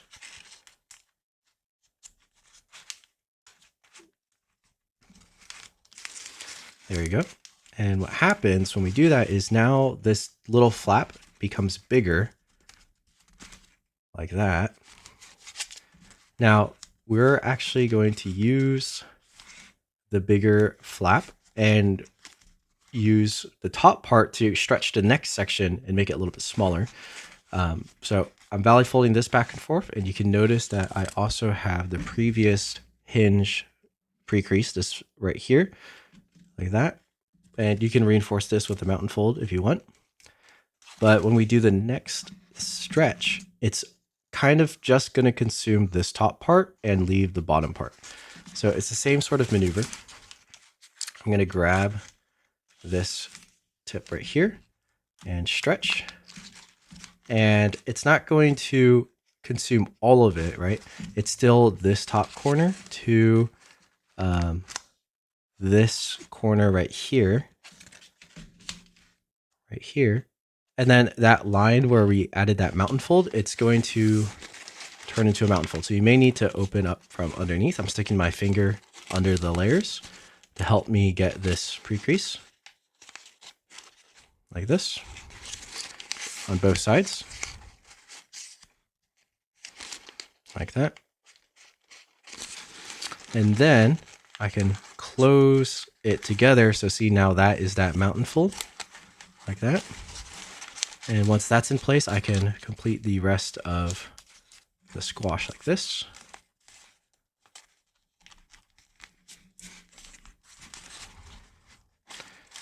And then let's just valley fold this down for now, like that. So now we have this sort of structure for our leg. And we need to do the same thing on the other leg. I'm going to do it again to show you. I'm going to go a little bit faster. So here's our leg. Remember, we're not squashing on the top. We're squashing inside of the layer. So I'm going to open it, squash here.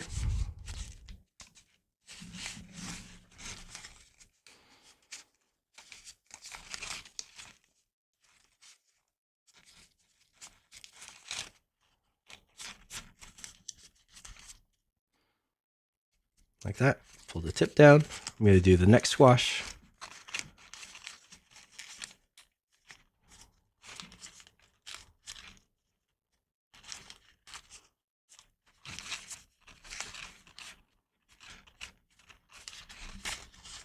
And one more.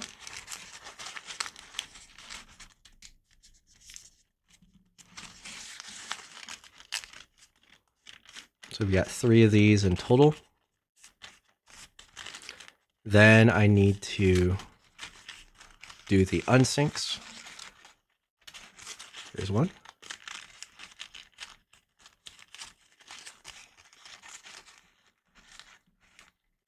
Here's 2.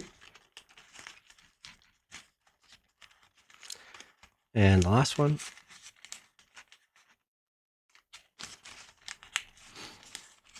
3. Now I'm going to valley fold the tip forward.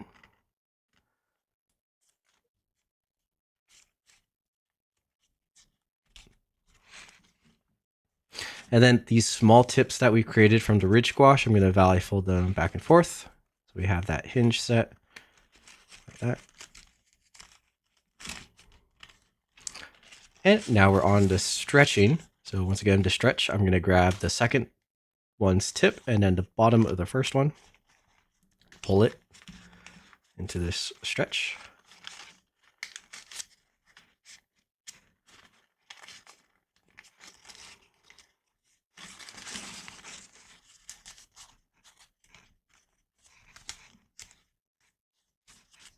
And then it makes this bigger tip right here, which I am now going to mountain fold on the top of the tip. And then stretch the third ridge squash like that. Line up the creases. And then press down on that new mountain fold. And adjust it so the rest of it squashes down.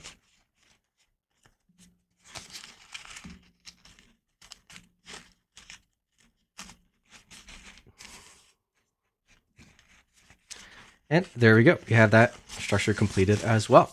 So if I flip our model over back to this orientation, we can see that on the inside layers, we have these squashes done. Now it's like unfolding outwards on this, and that is going to be transitioned out kind of in the next step. But for now, you can just kind of leave it like this and not worry about it too much. And we're going to go from there. All right, so the next part can get a little bit tricky on how to collapse it. So I've actually folded a test example on what it will look like. Now, to note, the top side of the paper, which on our model is actually on this side. Remember, this is the internal layer. The top layer would represent this colored side, and the internal layer, or the other opposite side, would be the white color. So you can see that our leg, the underside is what's showing a lot of the time, with the top part maybe popping through a little bit. But it is like a kind of crazy structure, as some of the overlaps are kind of inside other layers. So it's not like the most straightforward thing to show. So I have that as an example that maybe we'll take a look at. But to start, let's try doing just this right leg for now. And I think what we can do for now is we're going to do some temporary folds that will help us when collapsing. So we're going to start with, well, I say the right leg. This is technically the left leg, but the one on the right side when you're looking at it. When we squeeze our layers together like this, you can see that if I want to open up this leg, it's going to have to make a swivel at this hinge. So I'm going to fold it and then show you, right? So if I want to let it fold flat, you see how I've got like this valley mountain kind of deal here going on, like this. So I want you to do that so that the leg can lay flat like this. Actually, this is something we can do on both sides, I guess, for now. So I'm going to do that on the other side as well. It'll just help us maintain, the layers a little bit better. So right at the hinge, which is right there, we want to do that swivel. In order to get the swivel, you kind of have to lay the next layer on top flat. and it makes something that looks like this. That's how you know you got it correctly, like that. All right. So you've got that in place. Next, there's going to be some unwrapping, and one of them is like on the edge. This is where you're going to have to kind of keep track of your layers, right? So the unwrap happens, there's two of them. One of them is kind of right below this ridge. Actually, let's do this one first. So where we find our pre-crease lines, we have this valley fold, and then it opens up and it leaves it like that. So let's look inside of our layers. And the way I'm looking is down in this way to see that valley fold. And we want that valley fold, but we want to unwrap the next one. So the valley fold is like what's shown all the way inside of there. And so the next one would be from reaching on the underside like this and unwrapping outwards. So we can see when we're looking on the underside, we can see the layers are just right next to each other like this. This valley fold structure, which is looking at this from the underside. That's right here. And the layer on top of it, we want to unwrap like that. Like this. And we can see that now when we unwrapped it, we've thinned out the swivel a little bit. Like that. And we can keep this unwrap and we can push it over these next little diamonds over here. Like this. And let it fold like that. And it's not going to nicely terminate yet, but we can almost do a similar swivel. I don't think this one's going to be permanent here, so I'm not creasing it down all the way. But that way it can maintain our layers just kind of like that. Just kind of get it out of the way. Like that. So that's the unwrap, the first unwrap. We're going to have another unwrap in a little bit. But I think before we do that second unwrap, we should do the river meanders.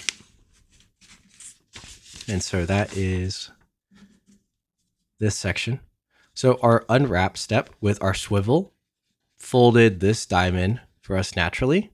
That diamond is this swivel right here.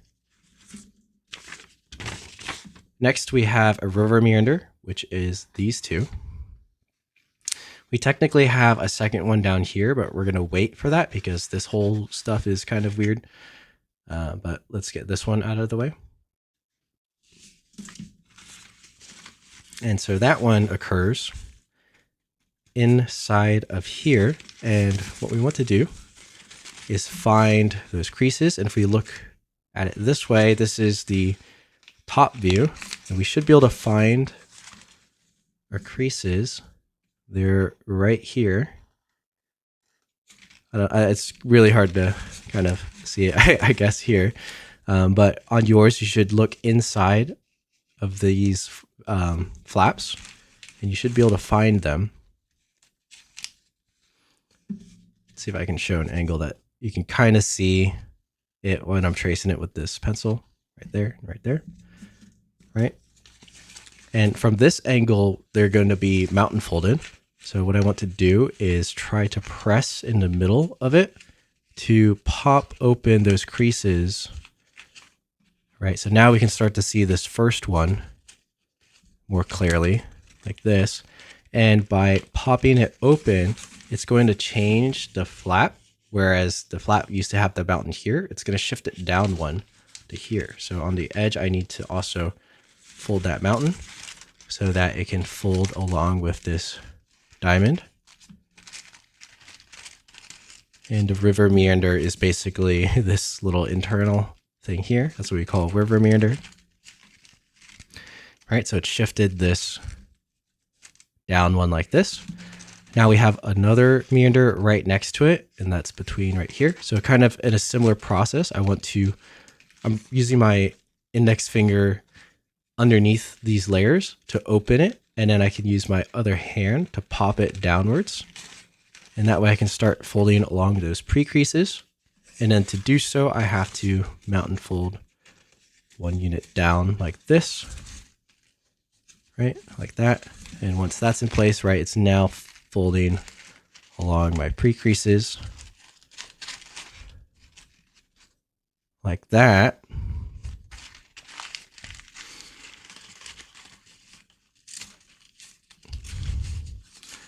And that is going to be for our square twist in a little bit. That. So we're kind of adjusting all of these layers. Yeah, so that's our river meander. So now what we've done is over here, and now this is a whole crazy, unit and structure. There's like a weird thing there and things there. Now what we're going to do is treat this as just another diamond that looks like this, and we're going to ignore everything else for now. So I know that's not exactly what we pre-creased, but we're going to treat it like it's a diamond. It's actually going to look like the same structure as this. And what that's going to do is pop down some of these layers this way. So we're going to need to unfold it a little bit in order to find those pre-creases. And now it's going to be harder to grab because there's things behind it, but we can see that just under this first layer where our flaps form, that's where these diamonds are pre-creased. Right, so we've got one up here, got another down here, and like that, we want to pre-crease these. Or not pre-crease them, but collapse them using their pre-creases. Maybe I'll do this bottom one first so it can collapse a little bit easier.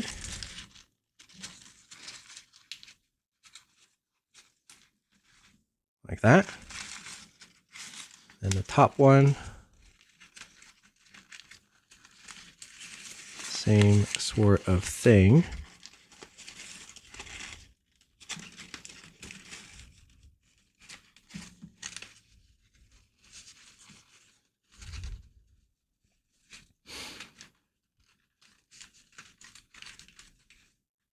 Just like that. And so you can see we have these two extra flaps sticking that way. Right. And let me show that other example. So this is like mirrored basically, but you can see how we have these, or basically those other ones are, this orange isn't great. They're going to be internal here. So we have to do some more unfolding of the layers. And this is where it gets a little bit tricky here. All right, so the first thing we're going to do is our second unwrap. And so this unwrap is after the first grid line. And so to find that, what we can do is we can look at our model, and I can see that our first grid line is right here, right? So this is our first grid line. It's the very edge of the paper. So we want to grab on top of that this way and open and unwrap it like this, right? Just like that. And now the unwrap has our transition here, and it's kind of like a swivel. So it's going to happen in this same joint right here. So I'm going to unwrap it, right? And then like imagine I'm folding back down like this. And we can see that if I unwrap it to the edge, it like continues down, but we don't want it here. We want to terminate it. So I'm going to fold it back. And when I have this folded already, you can see it actually just wants to squash fold. So in this case, their transition is just a squash fold, which is pretty nice. It's not too difficult or anything. Right, we flip it back over. So now the bottom of our leg is fine. We've widened the top part of our leg. And that squash fold is actually this diamond right here. Right? So not too hard for something that might seem a little bit weird otherwise. It's just a squash fold. Okay, now what we can do is we want to kind of just treat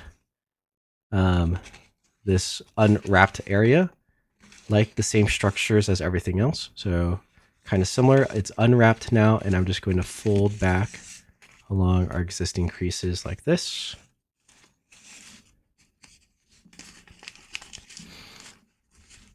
Right?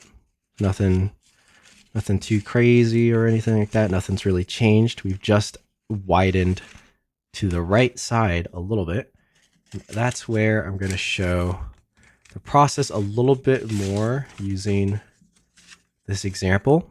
So there's kind of like a two-stage process, right? So the first stage was unwrapping the layer. So kind of like this. This is our unwrapped layer, right? The next stage is to kind of get this transition. So it's kind of like we're undoing the unwrap a little bit, like this, on both sides. So it's like actually like this. If I put it back and only have the bottom side unwrapped, it'll look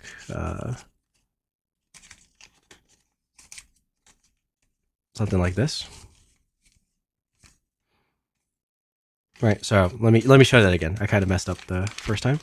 So right now we have this. Right, we have the right side, and this is mirrored, by the way. Maybe I should have made an example for the other side, but we have the edge widened. And then on the bottom, I'm going to act as I'm folding it back, actually, until this area. And we actually have this pre-creased. So it'll fold down like this and have a valley fold here. So it'll fold up like this. And actually, it might just be easier to show here. So this top part, we are going to, right now it's unwrapped. I'm going to put it back. We'll refold it underneath. Except right here, we have the mountain that's pre-creased. Like this. Like that. And when I fold it, it's got to fold down like this. And on the other side,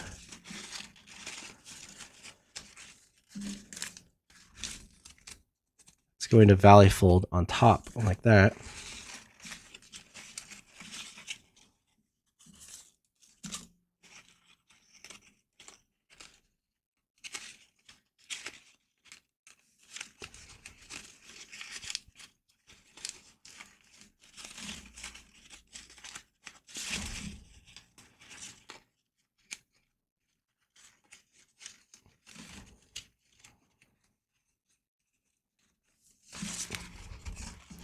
Right, so I've rewrapped the top part.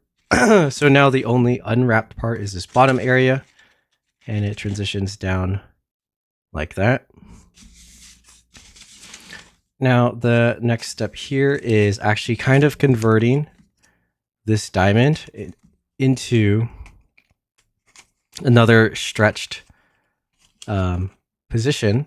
So it's actually going to like open up like this.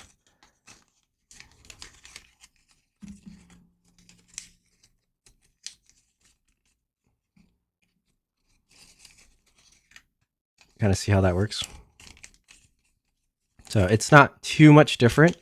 It went from being closed like this to the inside layer opening like that.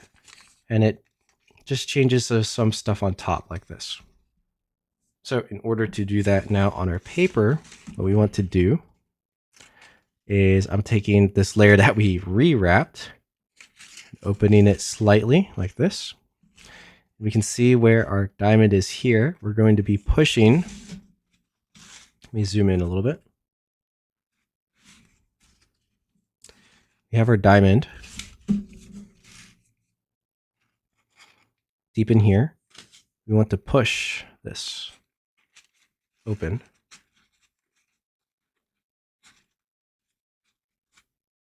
Like this. This is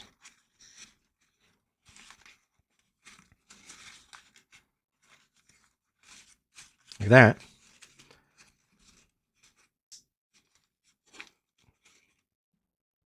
Right, and now for it to close, it folds along this line, and back over on top like that. That's like this.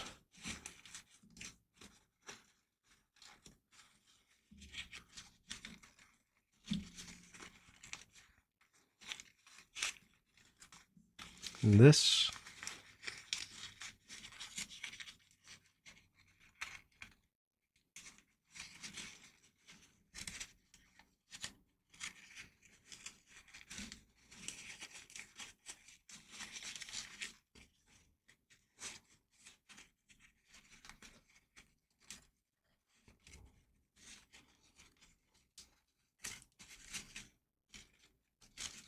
And this is actually what makes our swivel in the top here. So maybe I'll show that again a little bit. That might have been kind of weird. So I'm going to unfold that. So we have this. And maybe before we do this, our swivel is, do you see how this valley fold is now formed here? So what we can maybe do is actually just pre-crease that instead. So I'm going to valley fold right here. And it's like 1 unit above the hinge. So that's pre-creased. Now what we're going to do is that flat that we rewrapped. I'm looking for this pre-crease line. I'm going to pop that forward. And that is going to push this layer this direction. So into this vertical plane. It's kind of shoving it and swiveling it behind like that. And I want to close and try to now swivel everything down and flat like this. Zoom out a little bit so it'll focus better. Like that. See how that works? And this top corner that's sticking out, we can just kind of like valley fold it or reverse fold it inside, I think. I don't think it needs to stick out. Something like this for now. But we're not done yet. So the last thing we have to do is in this area, we have our top layer, and this actually needs to open like that so that this layer is not trapped inside it anymore. It's going to open like this and crease here to let it fold, and it's going to fold to the top like that. So actually maybe we don't have this reverse fold thing yet. That might be in the way. So let's get it back to, oops, well that one's there, like this.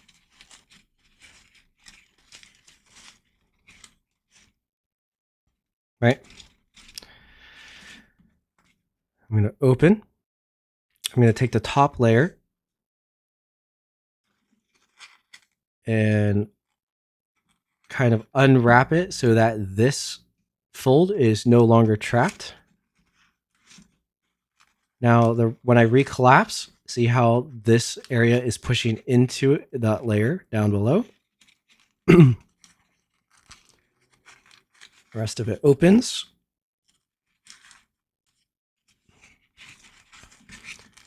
And it's going to make a valley fold here to fold back to the top. Like that. We can valley fold this flap up. So this is going to be where our square twist is. And that is the structure completed for this thing. And yeah, that it's kind of crazy, right? This is the most simplified sequence I could break it down to at least show it without it being too crazy.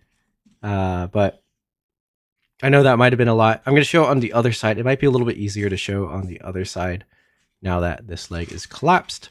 So if you're having problems with that, at least try to get it to look like this, where we have the edge shifted out, it valley folds back in with the squash fold, and then there's some crazy stuff going on here to make it transition nicely. But that's what it should look like. All right, so now we have the other leg to do, and we'll get to that. All right, so here we are on the other leg. I know mine's kind of exploded a little bit, but you know, that's how it collapses down if everything is together. And the first step we have to do are these river meanders. So in this angle, we can see them. They are actually further down below our units here, our peaks here, right? They're 1, 2, 3 grid units down. So that's a little bit more layers than the other side. I'm going to look, that's 1, 2, 3 is where it starts. So if I open this layer up, we can see our river meander, both of them here. So this is the top diamond. This is the bottom diamond here. And to fold these, remember we need to change the mountain valley of those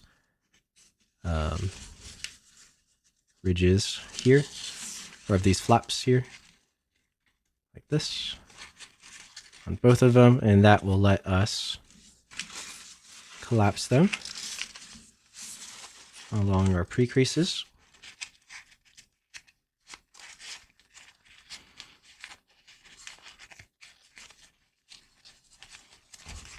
I'm gonna get this one a little bit cleaner.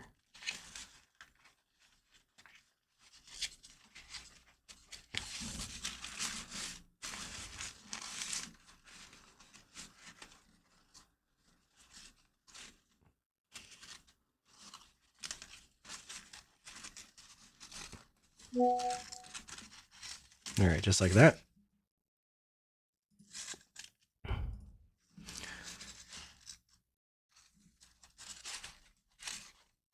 A little messy on inside, but that's okay. All right, so we got those river meanders done. Now what we need to do is our unwrap. And so our unwrap in this scenario, it's kind of similar, except it's not one unit.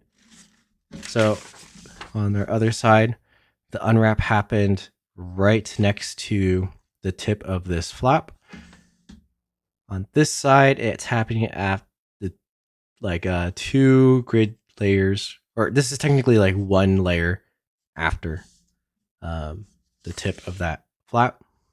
So I'm looking at, this is the tip of our flap, and let's go 1 layer here. And it's going to open from this side, so outwards, like this.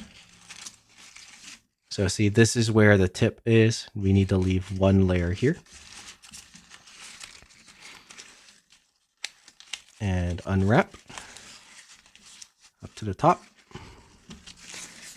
And let's complete this unwrap by making our flaps recollapse down in the proper way. As clean as possible. You can see my corner got collapsed a little bit there. So now that it's unwrapped, I'm going to fix it. Make it a little bit cleaner. Same thing on this one.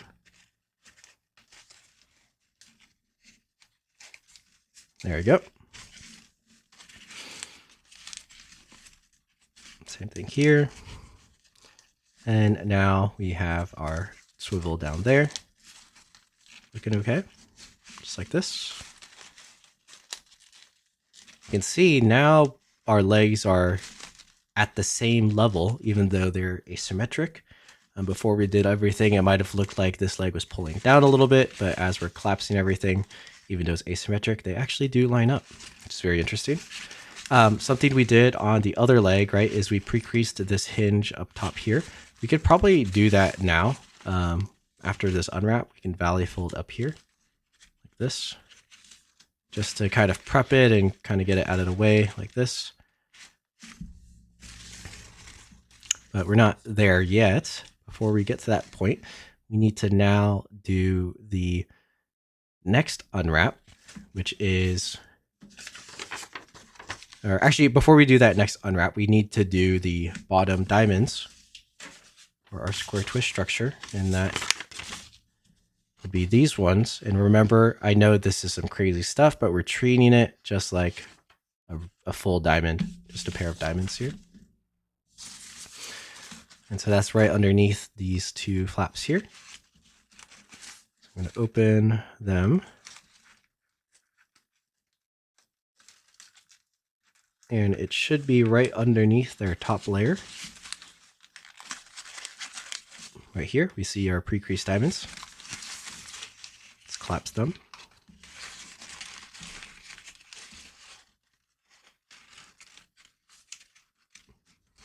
Like that. There's one. And now the second one. And I have to kind of like reach in between all these layers to make sure the layers don't get in the way. So be very careful. It's a little, getting a little small. Okay. I'm just gonna have to listen to where the paper is telling you it's going. So now we have these two flaps, which this one's facing that way. And now we can do our unwrap on the edge here. And remember, this leaves the very top layer folded. So if we're looking from this side, we're going to unwrap starting down here. Just one layer so that we have our top layer like this showing. So unwrap this. Keep unwrapping till the top up here. And to unwrap it, it has to push down kind of like this. Right. And now we can recollapse along everything with that unwrap showing. Right, like this. And now we are doing the transition on the bottom. So I want to valley fold to keep it flat like that. And when I re-wrap that edge flap, it does a squash fold right here, which we have pre-creased. So we have that bottom part out of the way. Next thing we need to do is we actually have pre-creases for, see, I don't know if they're showing on this one, but maybe I don't have them on this side, or they're not showing. But we have, let's refold this. We are here like this.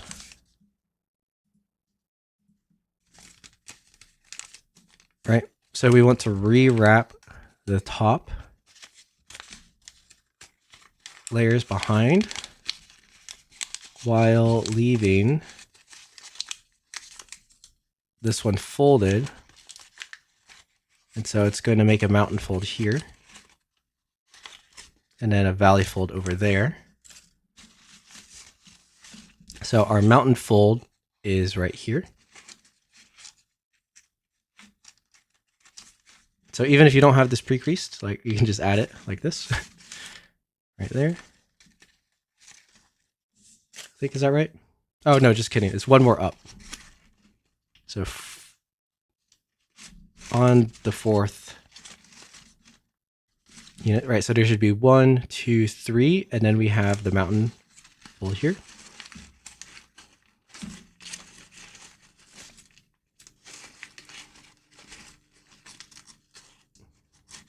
as we're rewrapping. And that causes a valley fold to form down there. So that I can lay flat like this. Make sure you don't accidentally unfold your diamond there. All right, so now we should have something that looks like this. Next thing we need to do is on the top diamond now, the top right side, we need to push it. We actually we have this pre-crease here. There's a crease going this way. Right, like that. So I'm going to mountain fold along that and push this down like this. And what this does is it shifts the layers up and around that way. Like that. And then actually we already pre-creased the swivel, so it can all lie flat like this now.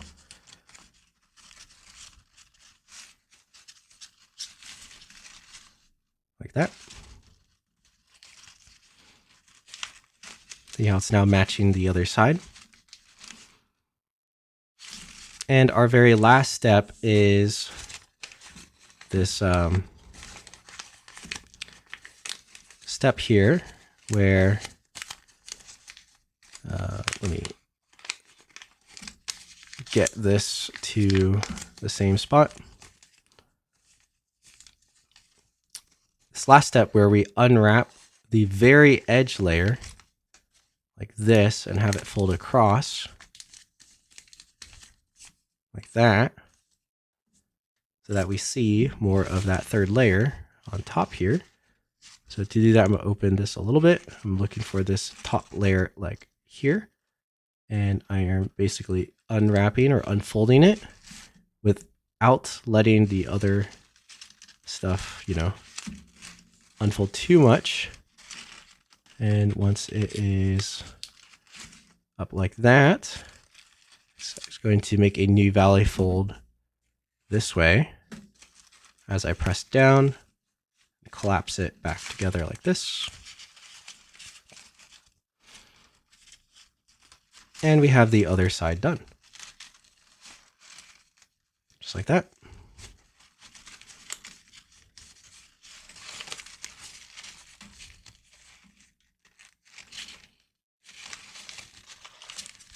There you have it. You now have both legs done. Yeah, kind of weird. Not your regular kind of structure, but it makes this cool shape that will turn into like the waistcoat, or and then they'll have some square twists and some extra details. Now, we're not fully done with the bottom part yet. We have actually some river meanders in the center here to fold out, which makes one more set of square twists for the middle.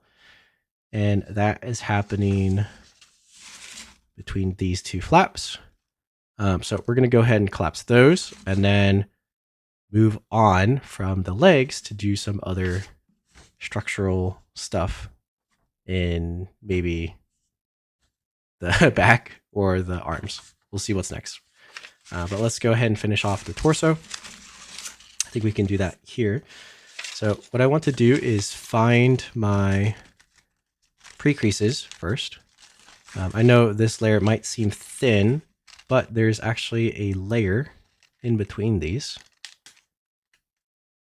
here. And if I reach my finger all the way through underneath to stretch this out a little bit, we should be able to find that there's a pre-crease right here. So you can see it sneaking out over there. And it's going to be kind of hard to open because everything is so closed already. But if you can grab onto the middle of that grid line and poke it up like this, we can start that river meander. Right, so now we can really see our pre-creases and let it start to collapse down. Now we need to do both sides at the same time here. So on this side, we split the layers I'm reaching my finger up into the layer so I can push it a little bit more like that and open it. And then I am looking for that grid line, which is right here. And I'm going to pop it open so that I can grab it.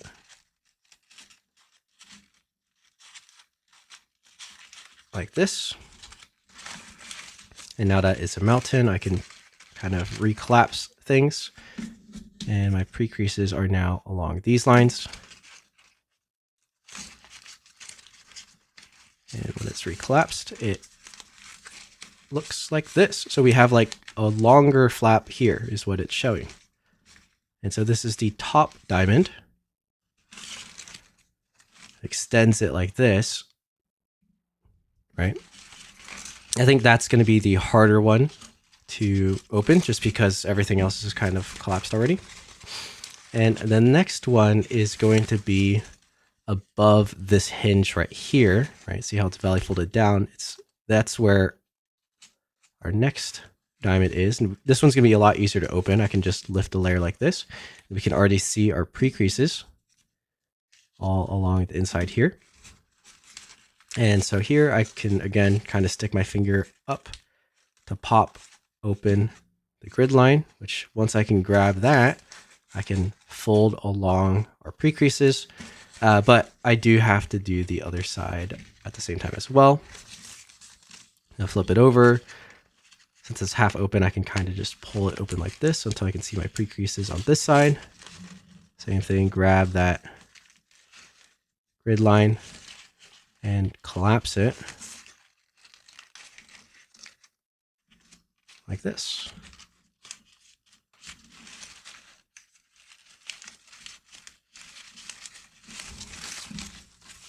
So you can see those are the pre-creases we just collapsed on. And what you're left with is now quite the sequence of 1 unit flaps. I'm going to squish this all together.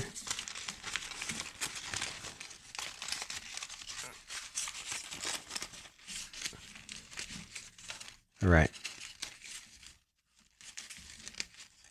And because we moved a lot of the layers, we can now have it revealed, right? This is our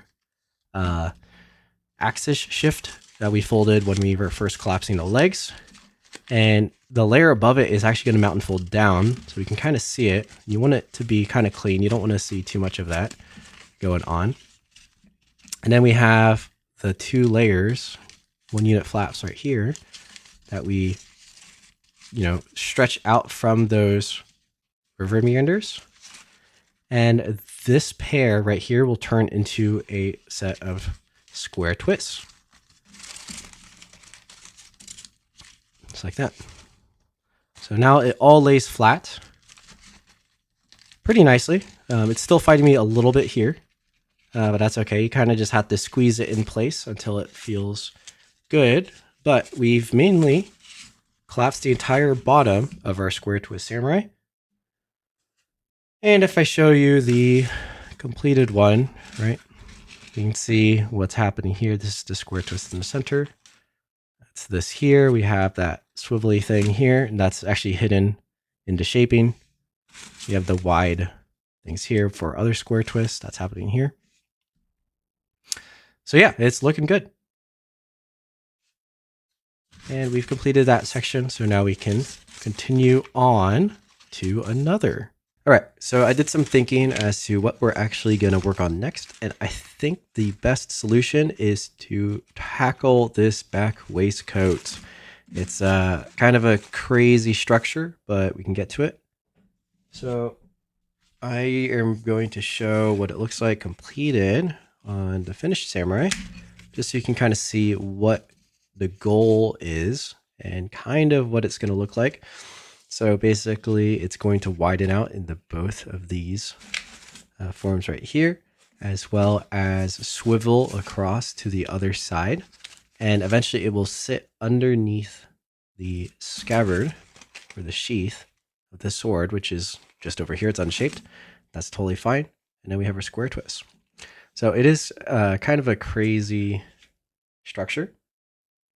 Not super straightforward if you're used to regular box pleating. But nothing too crazy once you understand what order to do things in. So here we have the crease pattern, and we have this collapsed. And now we need to do this area. And even though it doesn't look like too much is going on here, if you look a little closely, it gets a little bit stranger. I've folded a kind of test thing to kind of show exactly what's happening. And so if I unfold it a little bit here, now like this isn't all part of it, but it's basically just the top joint that I wanted to show. So the square twist sections, which are here, yeah, these ones, they're river meandered, yeah, kind of what we've been used to a lot, and they're formed with these valleys, right, for the meander.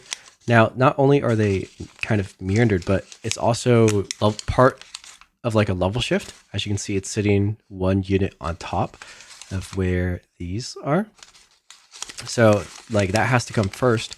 And that structure is like a wrapped layer underneath that unwraps and like leaves this gap here that we see. And then there's like a bunch of weird hinge stuff here, as well as this section, which these ones aren't necessarily hinges. The top parts are a little bit, but it's mostly like a bunch of reverse folds to try to make up, that structure. They kind of look like this. And we can see that on our samurai here, right? If we look underneath a little bit, you can see they all form up here. And then lastly, to get this split down the middle, we are kind of dividing what is two flaps into like a middle flaps, but they're lying next to each other. So yeah, it's like not terrible, but it's just a little bit more than what you might notice from first glance, even if you are experienced with crease patterns. So let me close this back up and we're going to get started. So I think the best place to start is actually like this unwrap thing. And then we can start doing some of these river meandered 1 unit flaps for our square twist. So let's take a look at this. Now the unwrap is happening between this peak and this bottom one, which will transition out. And so those peaks for those flaps is this flap right here and this flap down here. And so that is where they will terminate. And the place that they start, we can actually use this longest flap as a reference because the valley that sits 1 unit underneath and here on each side is the fold that we will keep before the unwrap. So it's there. And so that means I need to flip the paper to this side because we're going to unwrap from this side. And I've grabbed all these layers here like this, right? And we can actually see that if I start to unwrap it, on our longest flap, we see the structural folds here. And that is how we know we are unwrapping on the correct axis. And now what I want to do is try to recollapse what we had with this new unwrap. So we can get that unwrap transition figured out.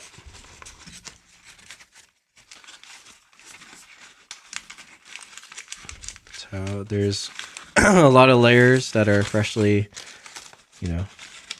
unwrapped. So we might need to look at both directions to find our creases a little bit easier in order to recollapse this together. Like this. And 1 unit flap down here.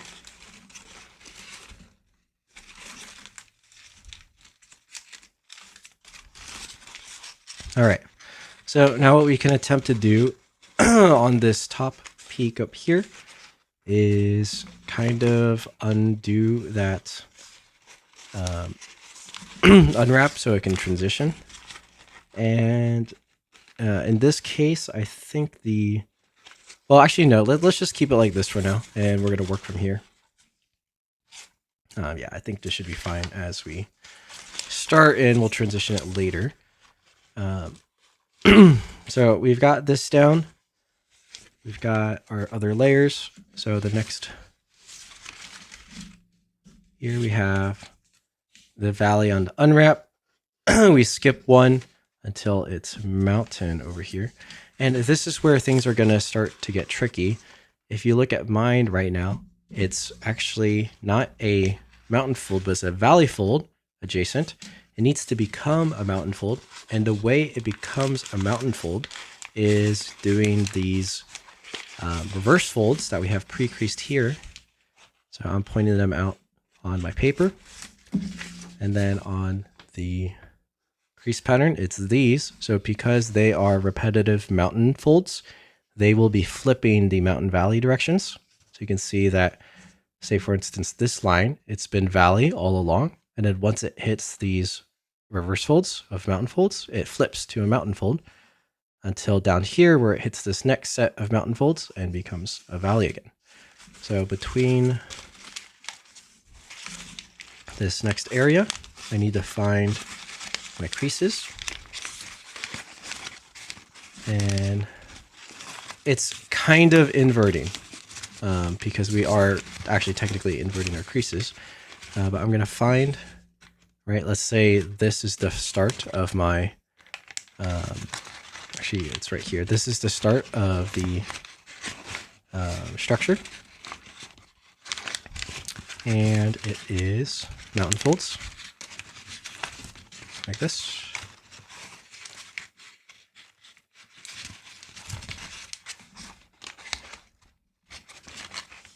All the way to the corner, actually, like that. Okay, so let's even start closer to this corner. So here's the corner. Here are the ridges that we've made.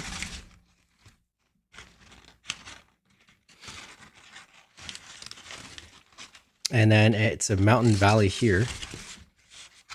And this valley is what is turning, and our new mountain is this line. So let me orientate you.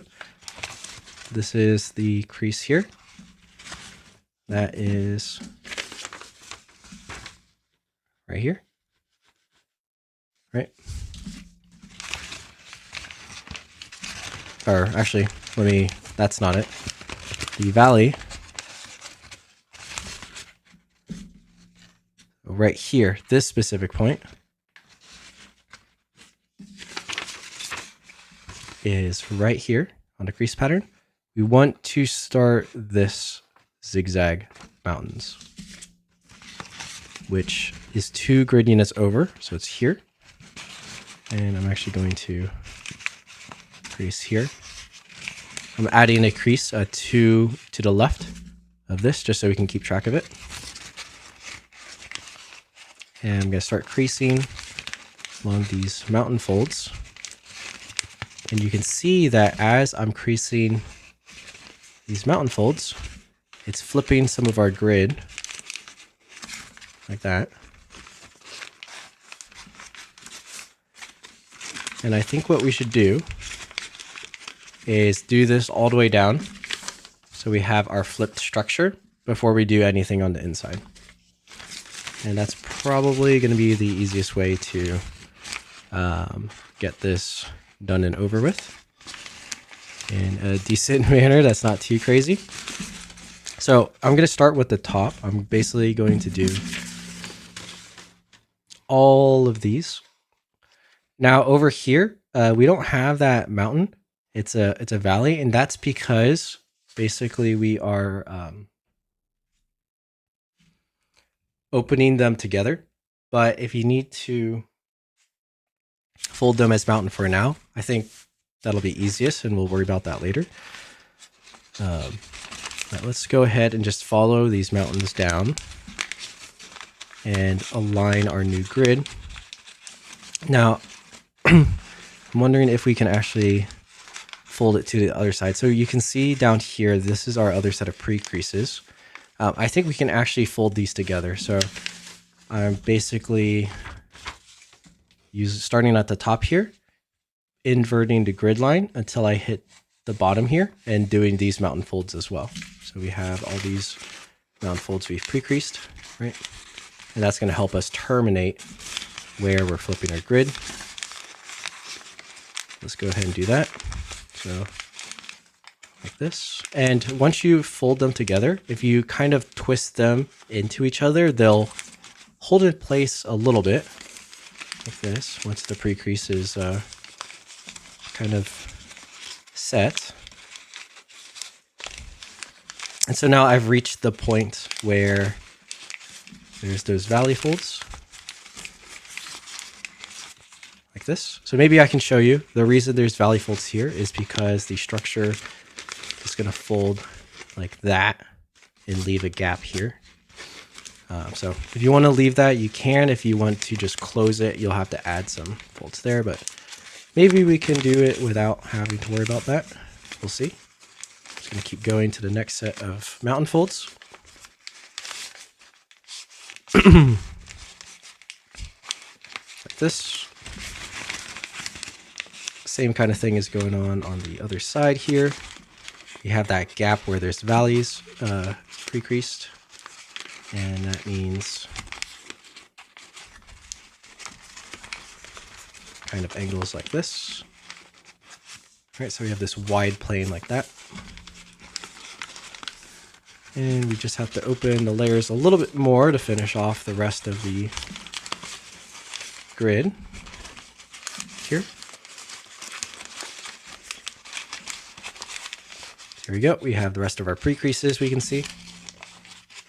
And then now I just need to invert the creases on our grid respectively. Like that.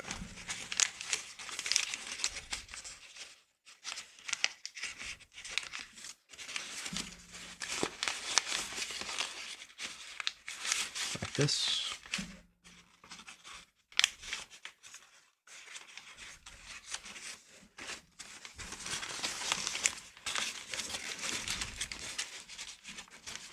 And the last one over here.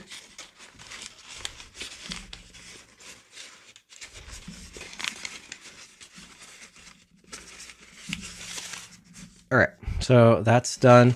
Now I know we have some extra stuff going along here, but again, these kind of work into where the square twist is, so we're just gonna ignore that for now. Not really worry about it. Oh, and I think I missed this one right here. Like this.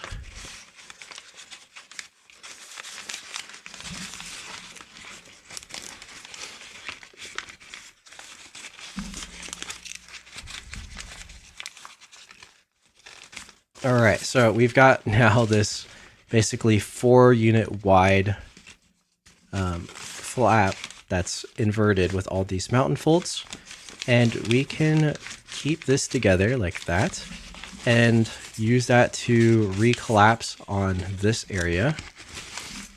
So I think I need to do one more internally before it'll sit nicely. So yeah, we got this one right here that I need to pre-crease. Not pre-crease, but collapse. Right here.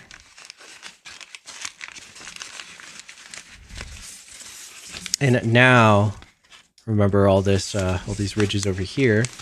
Now we can collapse them together. Starting with the biggest flap here. And then now we have our smaller 1-unit flaps next to it.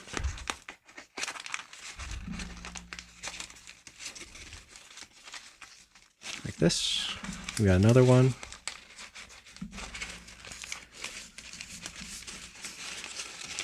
Like that. And then the weird thing happens when we get to the top corner here, because there is like just some weirdness going along here. And it's not going to fully resolve to anything at this point, but if you can just try to close it however you can, where like you might have all these layers here kind of fold on top of the other one. And let me open this back up so you can see this. Right, so basically this top fold here is kind of going to fold like this over all these layers. And it's not going to be perfect, but that's just kind of going to allow it to fold down for now before we finish things off. So yeah, it's not going to perfectly fold flat yet, but that's kind of what's happening to allow it to fold flat. It's going to need to turn a bit more later. Like basically this whole thing will swivel a little bit once we get the full collapse. And then down over here, we also have a 1 unit flap. That is, where is it? Somewhere over here. I think it's right here. And it's kind of the same thing at this point. With all these transitions, it just kind of fits in strangely right here. Folds together like that. And will kind of have to be folded on top of by everything else. But we don't have to fold it flat yet because we're not done working on it. If you can at least get it to something like this where it's like 80% collapsed, that's all we really need. And we can go from there for everything else.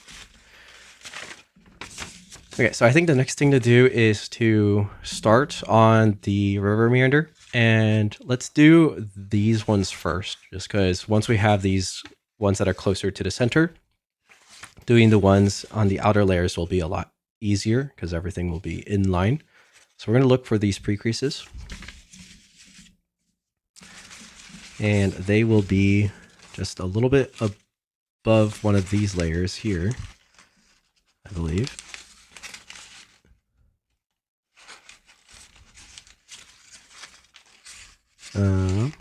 Yeah, here they are.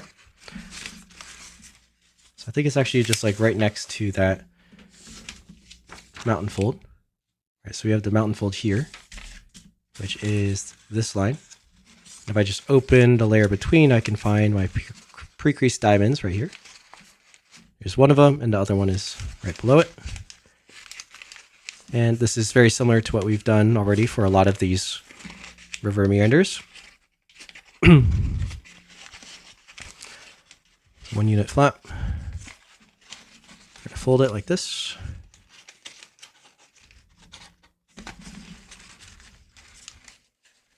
You see that when we have that flap, it's still pushing inwards on the other side, which is really like kind of a genius structure for this river meander because it's partially inverted.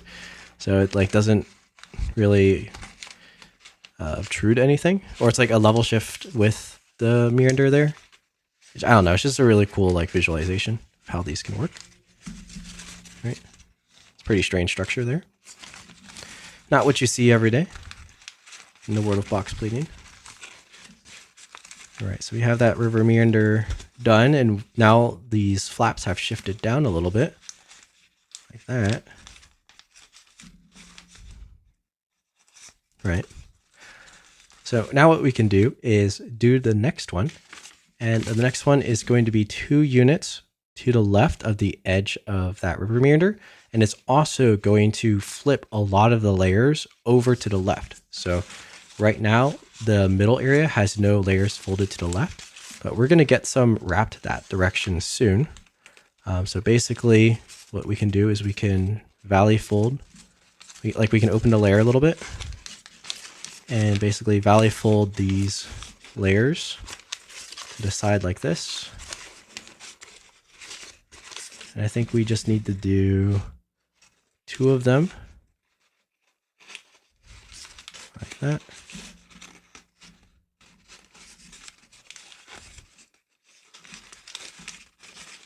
Like that. And then that kind of unfolded my 1 unit flaps here, but I can put them back. Just refold it. just like this. All right, so now it's like that. And we can look on this side and do that same thing. Now, we don't have to like meander anything or stuff like that. It's these flaps are already meandered. We just need to collapse on those pre-creases. It might seem like that because we can just go along with the flow like this. It's kind of going to push all these layers down here, like that.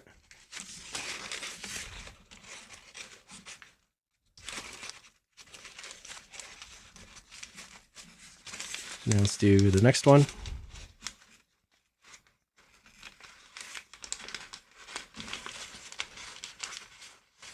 It's right there. Collapse that too.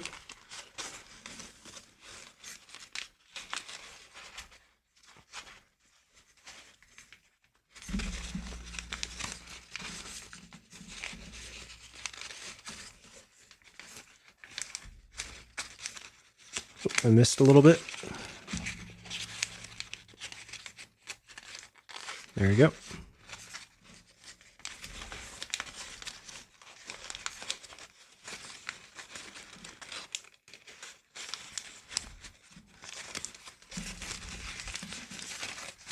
And let everything recollapse now.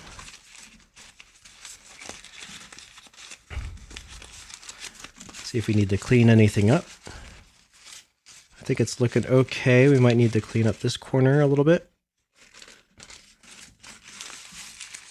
And same with this corner.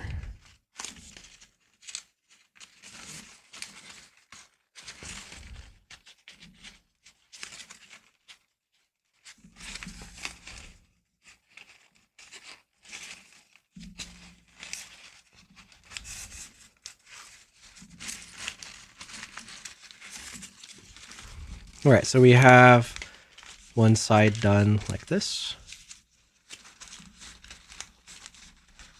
All right, so now this it looks like our square twist structure that we have on our legs.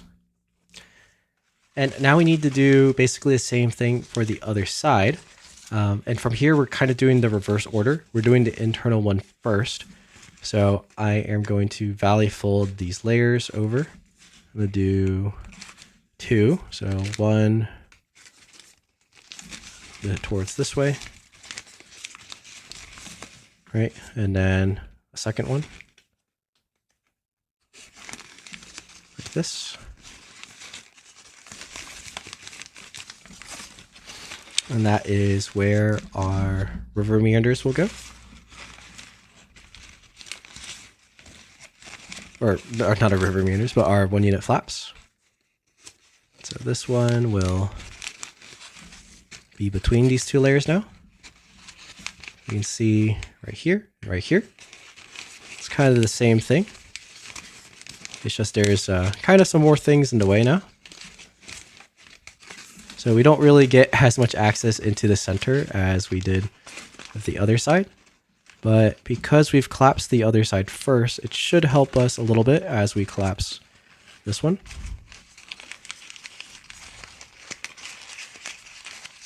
Just in terms of how the overall structure is. And then if it's giving you some problems, what I would do is like look from the underside and try to make sure things are lined up this way as well. All right, so you can see on the inside where the crease might not be fully set, and then fix it from there. Try and make it as clean as possible. You take your time, even if it takes longer than what I'm spending here. It's totally fine.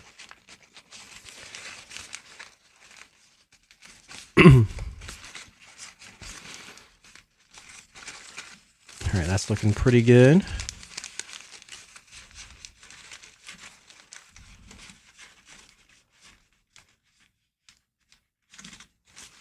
Like this. All right, and then lastly, we have on the very edge out here, that same sort of thing.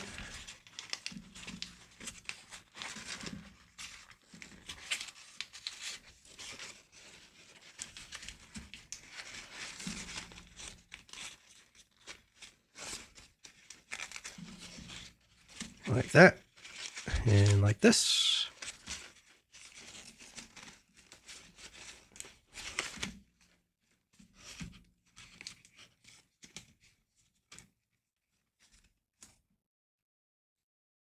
I guess technically you don't need to reverse fold that flap. It might give better structure without it, but you could because we kind of pre-creased it. And now we have two nice flaps like this for our square twists, which will happen down the line. And this one's still giving me some problems. That's all right. All right, and we have one more step with this whole thing, and that is actually to get a little split between here. And this isn't something we fully pre-creased, which is okay, but we can just do it from here because it's not really any issue.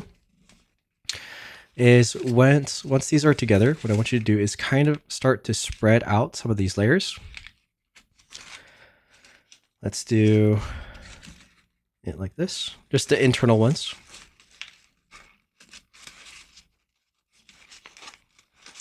Like that. And what we're trying to do is adding like an Elias stretch into here that could just be 2 units long. I think that'd be good enough. So just these layers. And what I want you to do now that these are stretched is pinch the corners in like that. Right? So we're kind of doing like a middle flap Elias stretch here. Like this. And folding it together like this. Actually, I think we need to go one deeper to get the best effect. Okay, let's actually pull out one more layer here. So now it's at the top. Like that.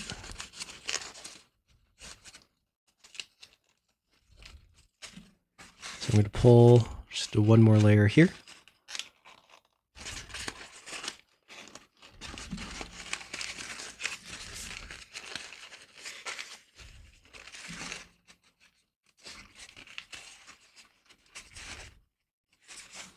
Just like that.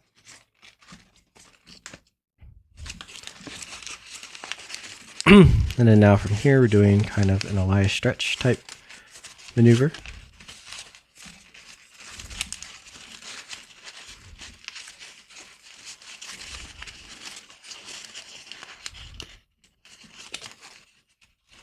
Like this.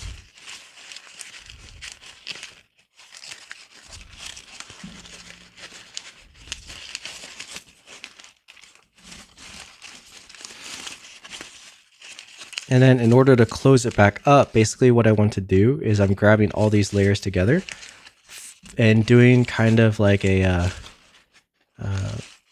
maybe not a petal fold, but we're going to be adding valley folds with all the layers together up this way.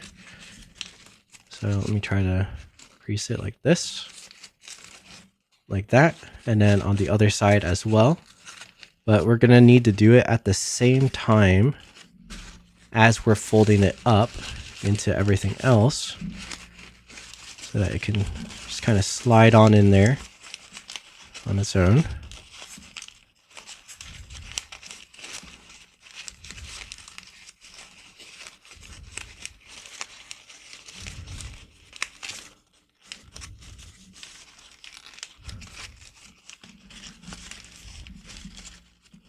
And it's going to be a little bit difficult because there's a lot of layers from the other folds we've done that also exist over there.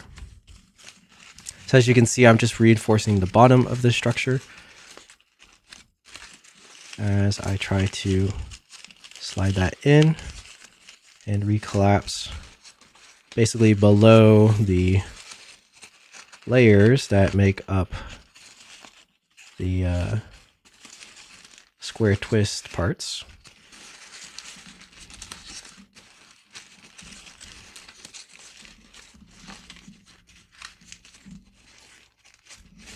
And this one is just a little bit stuck. There we go.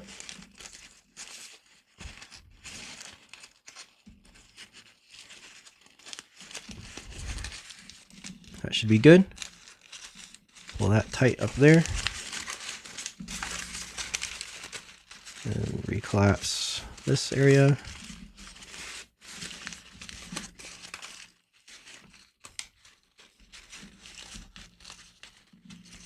Squeeze it all together.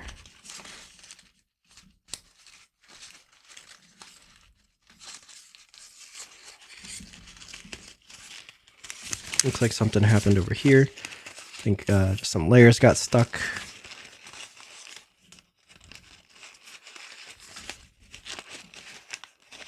Adjust it a little bit.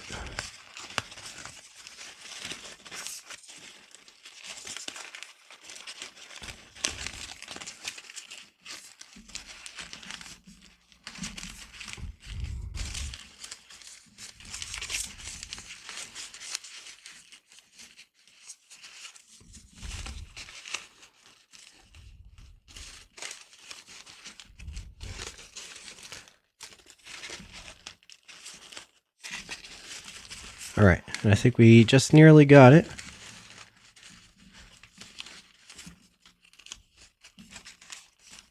I know, it's kind of a lot of craziness going on. This is one of the more difficult sections just because of how many layers are stacked on top of each other.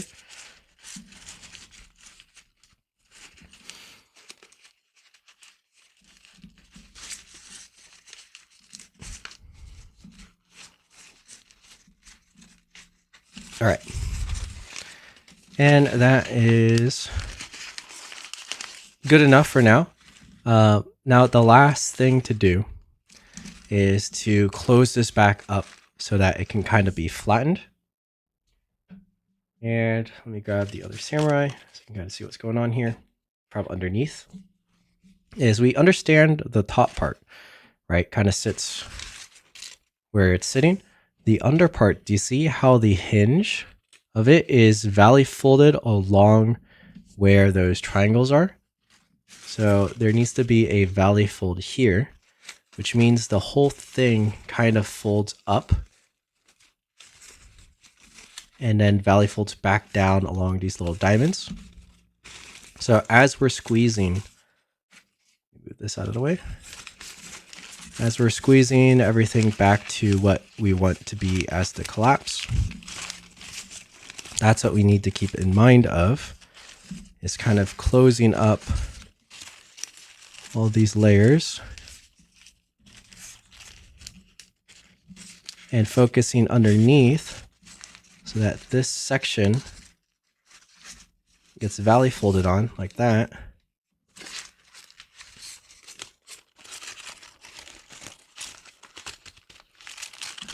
That, and then the top part will swivel to the left here where there's this line right here. That's going to be a valley fold on that line like this. It's running through all those layers.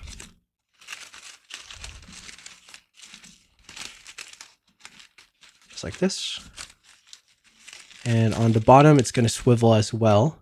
Right here, there's going to be another valley fold like that. Just like this. And that way, it sits behind everything else. As the back of the waistcoat.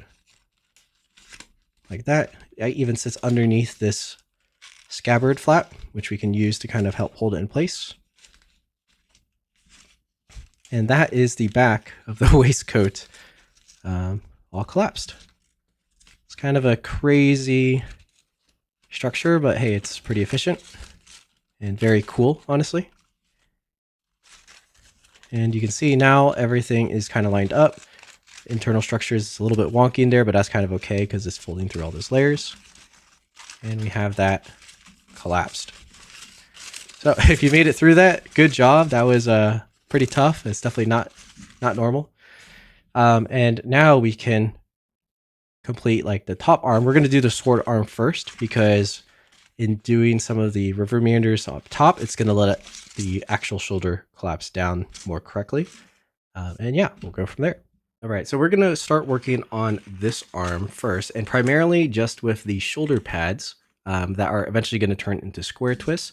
Now, if you look at what we've pre-creased on our crease pattern, these look very similar to everything else we've done. Now, it's actually going to be a lot easier because we don't have to do any river meander or anything like that. It's actually just opening the layer and kind of separating them. So if you look at the full crease pattern, you can see that they're essentially made of some valley folds, and then we have a ton of hinges on top. These are also going to free some layers and just help with the overall structure. And it looks a lot crazier than it actually is, because in this case, we don't have any thick layers to manipulate around, and these should kind of be the easiest ones we're going to do. So what I want to do is we're just going to unwrap this layer, but we want to unwrap it where we see our pre-creased diamonds. We see our 2 diamonds right here. And so I'm going to open it between the 2 diamonds. So this is in between these 2 diamonds. And we're kind of doing that for both sides. And just recollapse along our existing structure. So it's like this. Right? Now what we're going to do is we're going to close that unwrap, but it's going to be like a little swivel fold. Just like this. Close it up through the layers here. And then same thing on the other side.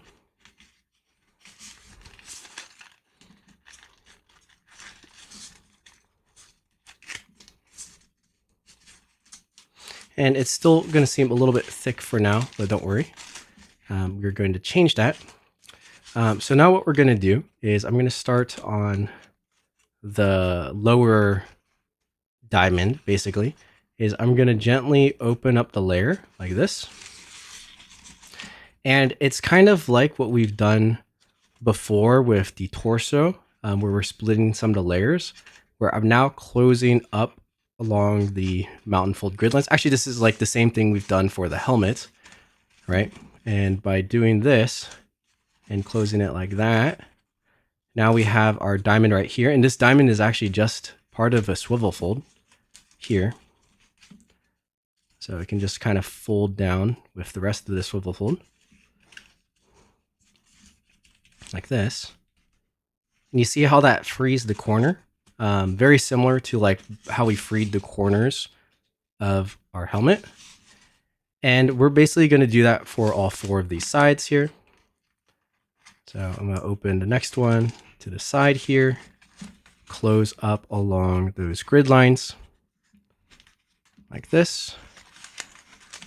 Fold this flat and let that kind of do its swivelly thing with the other one.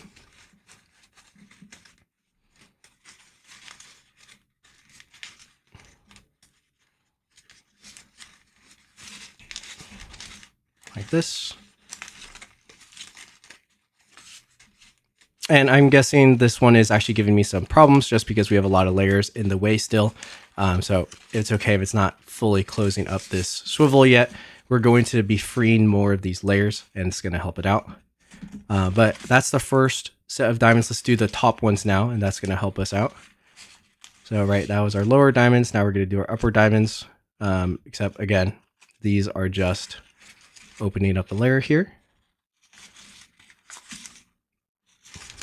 Like that, closing along the grid lines, and then folding back that swivel. And you can see now that big swivel that used to be thick is starting to get thinner because we're distributing our layers more evenly with each of these structures. We're going to do the same thing on the top one over here.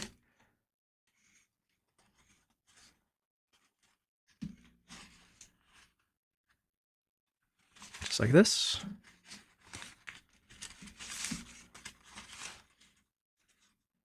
Try to get these corners clean.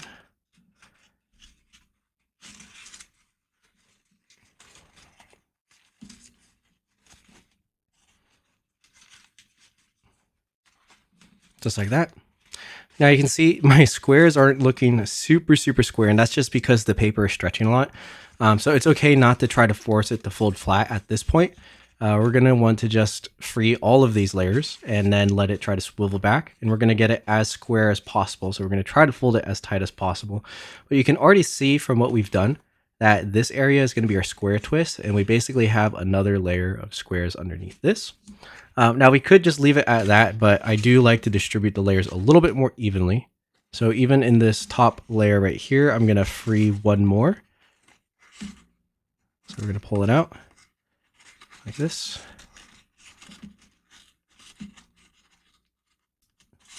And even though we don't have this one pre-creased, it's very, easy to do. Let's close that up. Just like our helmet, when we did that one, it actually wasn't pre-creased. We just pulled it out.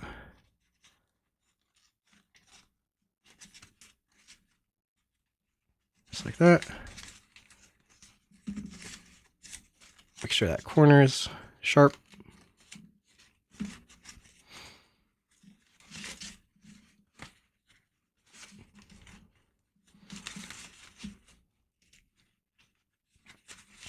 And then try to close the structure as much as we can.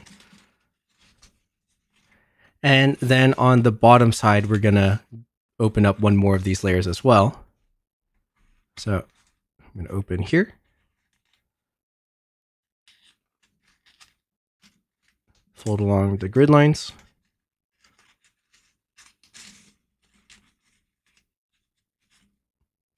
Like this. And then close it up.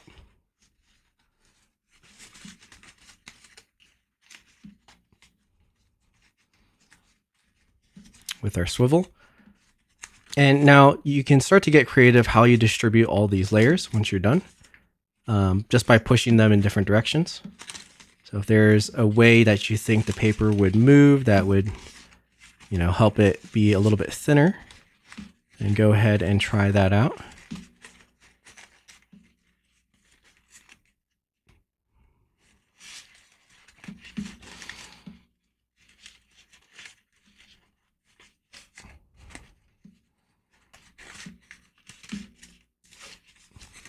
I think we have to do the other side one more. This is the last corner.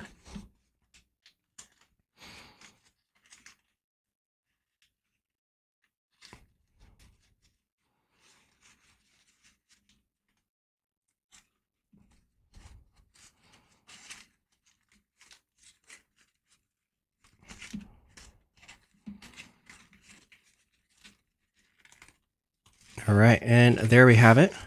So now we have basically a bunch of freed layers on top right here. And it's a little bit, just 1 unit wider than our arm. And later on, we're going to turn those into the square twists. Now, you're going to do the exact same thing on this arm. The structure is exactly the same. We just have, some more stuff going on like the sword. But, I'll show you that if you start it, we want to find where we actually pre-creased, which is right over here. We're going to open it up. All right, just like we did before. Just like this. Fold this down. And then we're going to do that swivel fold to close. There. And over here.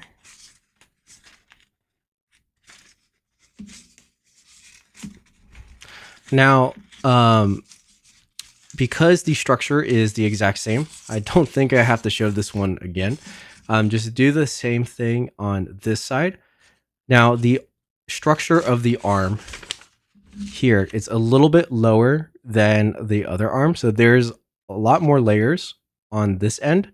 You don't have to go all the way to the bottom. Like you can see on the full crease pattern, I just match what I did on both sides. You don't have to, do all of them. Just do the exact same thing. Go to the edge, one extra, go down one extra. So we have enough space for shaping, and collapse those. But I'm not going to show it here. I'm just going to tell you, repeat these steps on the other side, and we'll come back when it's done just to save some time in this tutorial. So yeah, just, pull up those layers, exact same thing, super easy compared to everything else we've done. And we'll move on to the other sections. All right, so we are almost done with the collapse. I've gone ahead and finished the left shoulder, just like I told you. Now we have the matching ones on right and left. And since those are complete, we can actually kind of fold the neck together and valley fold the arms out to the side a little bit, like this. And the shoulders should fit like right next to the head, like this. And I'm squeezing to crease that, and you can do the same thing on the other side. It's going to be a little tight on the other side. There's a lot more layers pulling on it. It kind of sits like this, just like that. And our arms are now out to the side, so we can almost visualize our model flat folded, right? Almost, not quite. Okay, so we just have a few more things to collapse. And that is for the fingers. I think everything else we've pretty much done, right? It's pretty amazing. We've made it this far. Yeah, let's go ahead and do these fingers really quick. We're going to do these and then kind of these, but not really this structure. I'm going to do a slightly different one, which is why we didn't really pre-crease these. But let's start with the sword arm. So the sword, right? This is the hand. This is the sword and the hilt, right? It'll swivel like this, basically, once we're, ready to shape our sword. So this top one right here, to pre-crease all the fingers all at once, all we need to do is find the center of this flap, which kind of hangs open on its own. And you're going to open this and squash fold this corner down. And you can see that actually forms all those diamonds that we can see on this crease pattern. And that is exactly why we didn't need to do it in the pre-crease tutorial. It's because we can just pre-crease all of them at once with just that. All right, so once we have that, we're going to unfold this. And what I like to do is just start collapsing each one. There's many ways you could do it. You could start from the innermost one and go outwards. You can start from the outermost one like this and collapse inwards, and I'll show you what that looks like. So easiest thing to do is point the sword down with the hilt, and that way you can kind of just do a squash fold, petal fold, like this. Squash fold, petal fold, refold, and we have one finger. And we basically just do that for every single one. You can also stretch out all the layers and collapse them all at the same time. So whatever your preference is, but these are pretty easy, right? If you've done the previous Samurai or basically any of my designs before, you probably might have seen the structure if it had a hand. So squash fold, valley fold, valley fold. That's two fingers. And we are going to do the next one like this. Stretch, squash. Make sure it's on the pre-crease.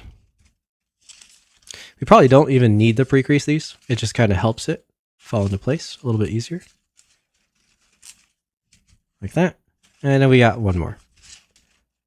And this one we have to actually grab the internal layers together to open it. Like this. My layers are getting a little bit stuck here, so I'm going to reach inside the paper to pop it up. You don't want to pull too hard if it gets stuck because they'll just rip the paper. All right, got that. Just like this. Squash fold. Kind of clean it up.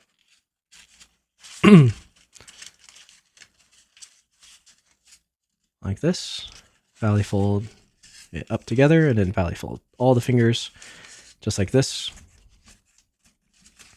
Now, in previous Samurai tutorials, we would then do this very tedious process of valley folding a bisector like that, and then sync folding each one.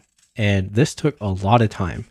Now, I've learned that you actually don't need to do that. You can just valley fold all of the bisectors, but instead of sync folding it, I'm just going to briefly show you here. I'm just valley folding all of these bisectors on top of each other. Except the last one, we can fold it the other way as a mountain fold because it doesn't cross over any of the fingers. This will just help keep it thin. So we need to do the other side as well. But basically at that point, we can then actually, okay, so while we're on this, we folded all the bisectors. They're just stacked on top of each other. Next, we just need to move the layer so that each bisector is between its own layer like this. All right, so just readjust the layers with what we've already folded. One more. There we go. And basically by doing that, it will allow us to spread each finger on its own and actually kind of make a tighter, spread of fingers than actually doing the open sinks. So I've preferred this method because it saves like half an hour of time, and it still looks really good. It's about 90% the same in terms of aesthetics with 20% of the effort. So I'm now doing the other side, just valley folding these bisectors. We got one more. Okay, and then the very last one, we're going to mountain fold around the other side. And then once again, we will switch all the layers so that these bisectors sit in their own respective layer like this. Like that. There you go. And you can see that actually the tips are already spreading on their own a little bit. And from here, you can start to spread the fingers out. And we're going to do this more so when it comes to shaping, but I just want to show you that it really does work. And I have this edge one right here. So that's our 5 fingers. Again, that's all we're going to do for now. I'll fold this back. Because we have lots to do with shaping, and we aren't going to really shape any of the fingers yet. I just want to show you that that works as a structure for hands. Lastly, I guess we could just finish off swiveling the sword into place now. All you have to do is grab the hand between your index and middle finger, and then grab the sword with your index finger and thumb, then grab the hilt with the other hand, and just turn it, just rotating it, and it should hit this natural kind of swivel. And that is what it should look like when it's flat folded. All right, pretty easy, right? A lot easier hand than before. I really prefer doing it like this. Okay, next up we have this hand. And first thing we're going to do actually is squash fold this corner. So this is like the squash fold we did for the legs, but we're only doing one here.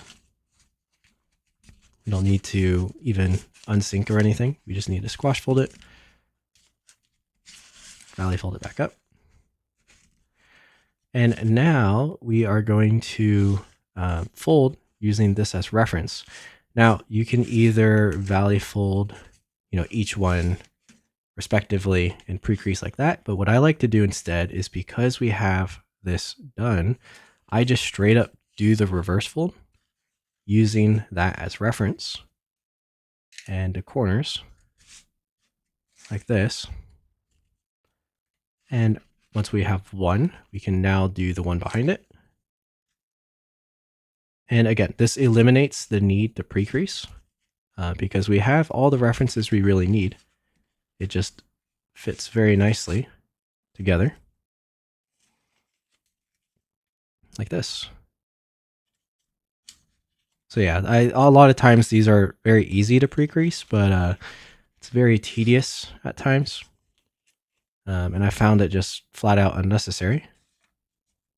This is my preferred way to do it. Now, the one on the edge, as we are completing this reverse fold, you just don't really have anything back against it. So be careful when you're finishing off that reverse fold to make sure it's, kind of precise.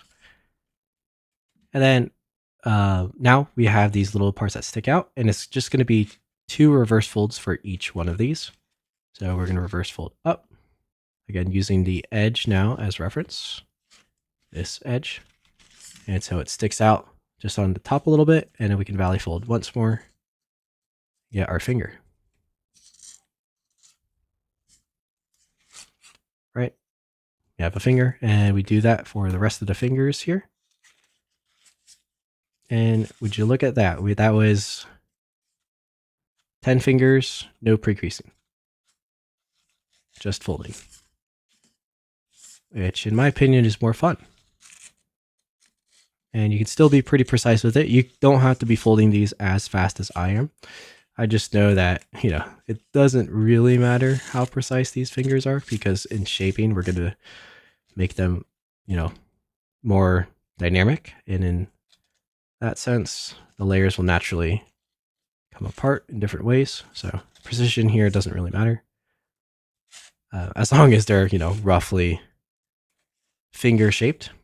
They don't even need to be sharp, because fingers aren't really sharp. If they're too sharp, they're going to look like claws, and we don't want that either. But that's okay. All right. Just like that. And we have our 5 fingers on this hand done. And would you look at that? That is the completed base for the Square Twist Samurai. Everything is collapsed. Obviously, there is still a lot more to do, such as folding all the square twist, but that's going to happen in the next tutorial, which will start the shaping.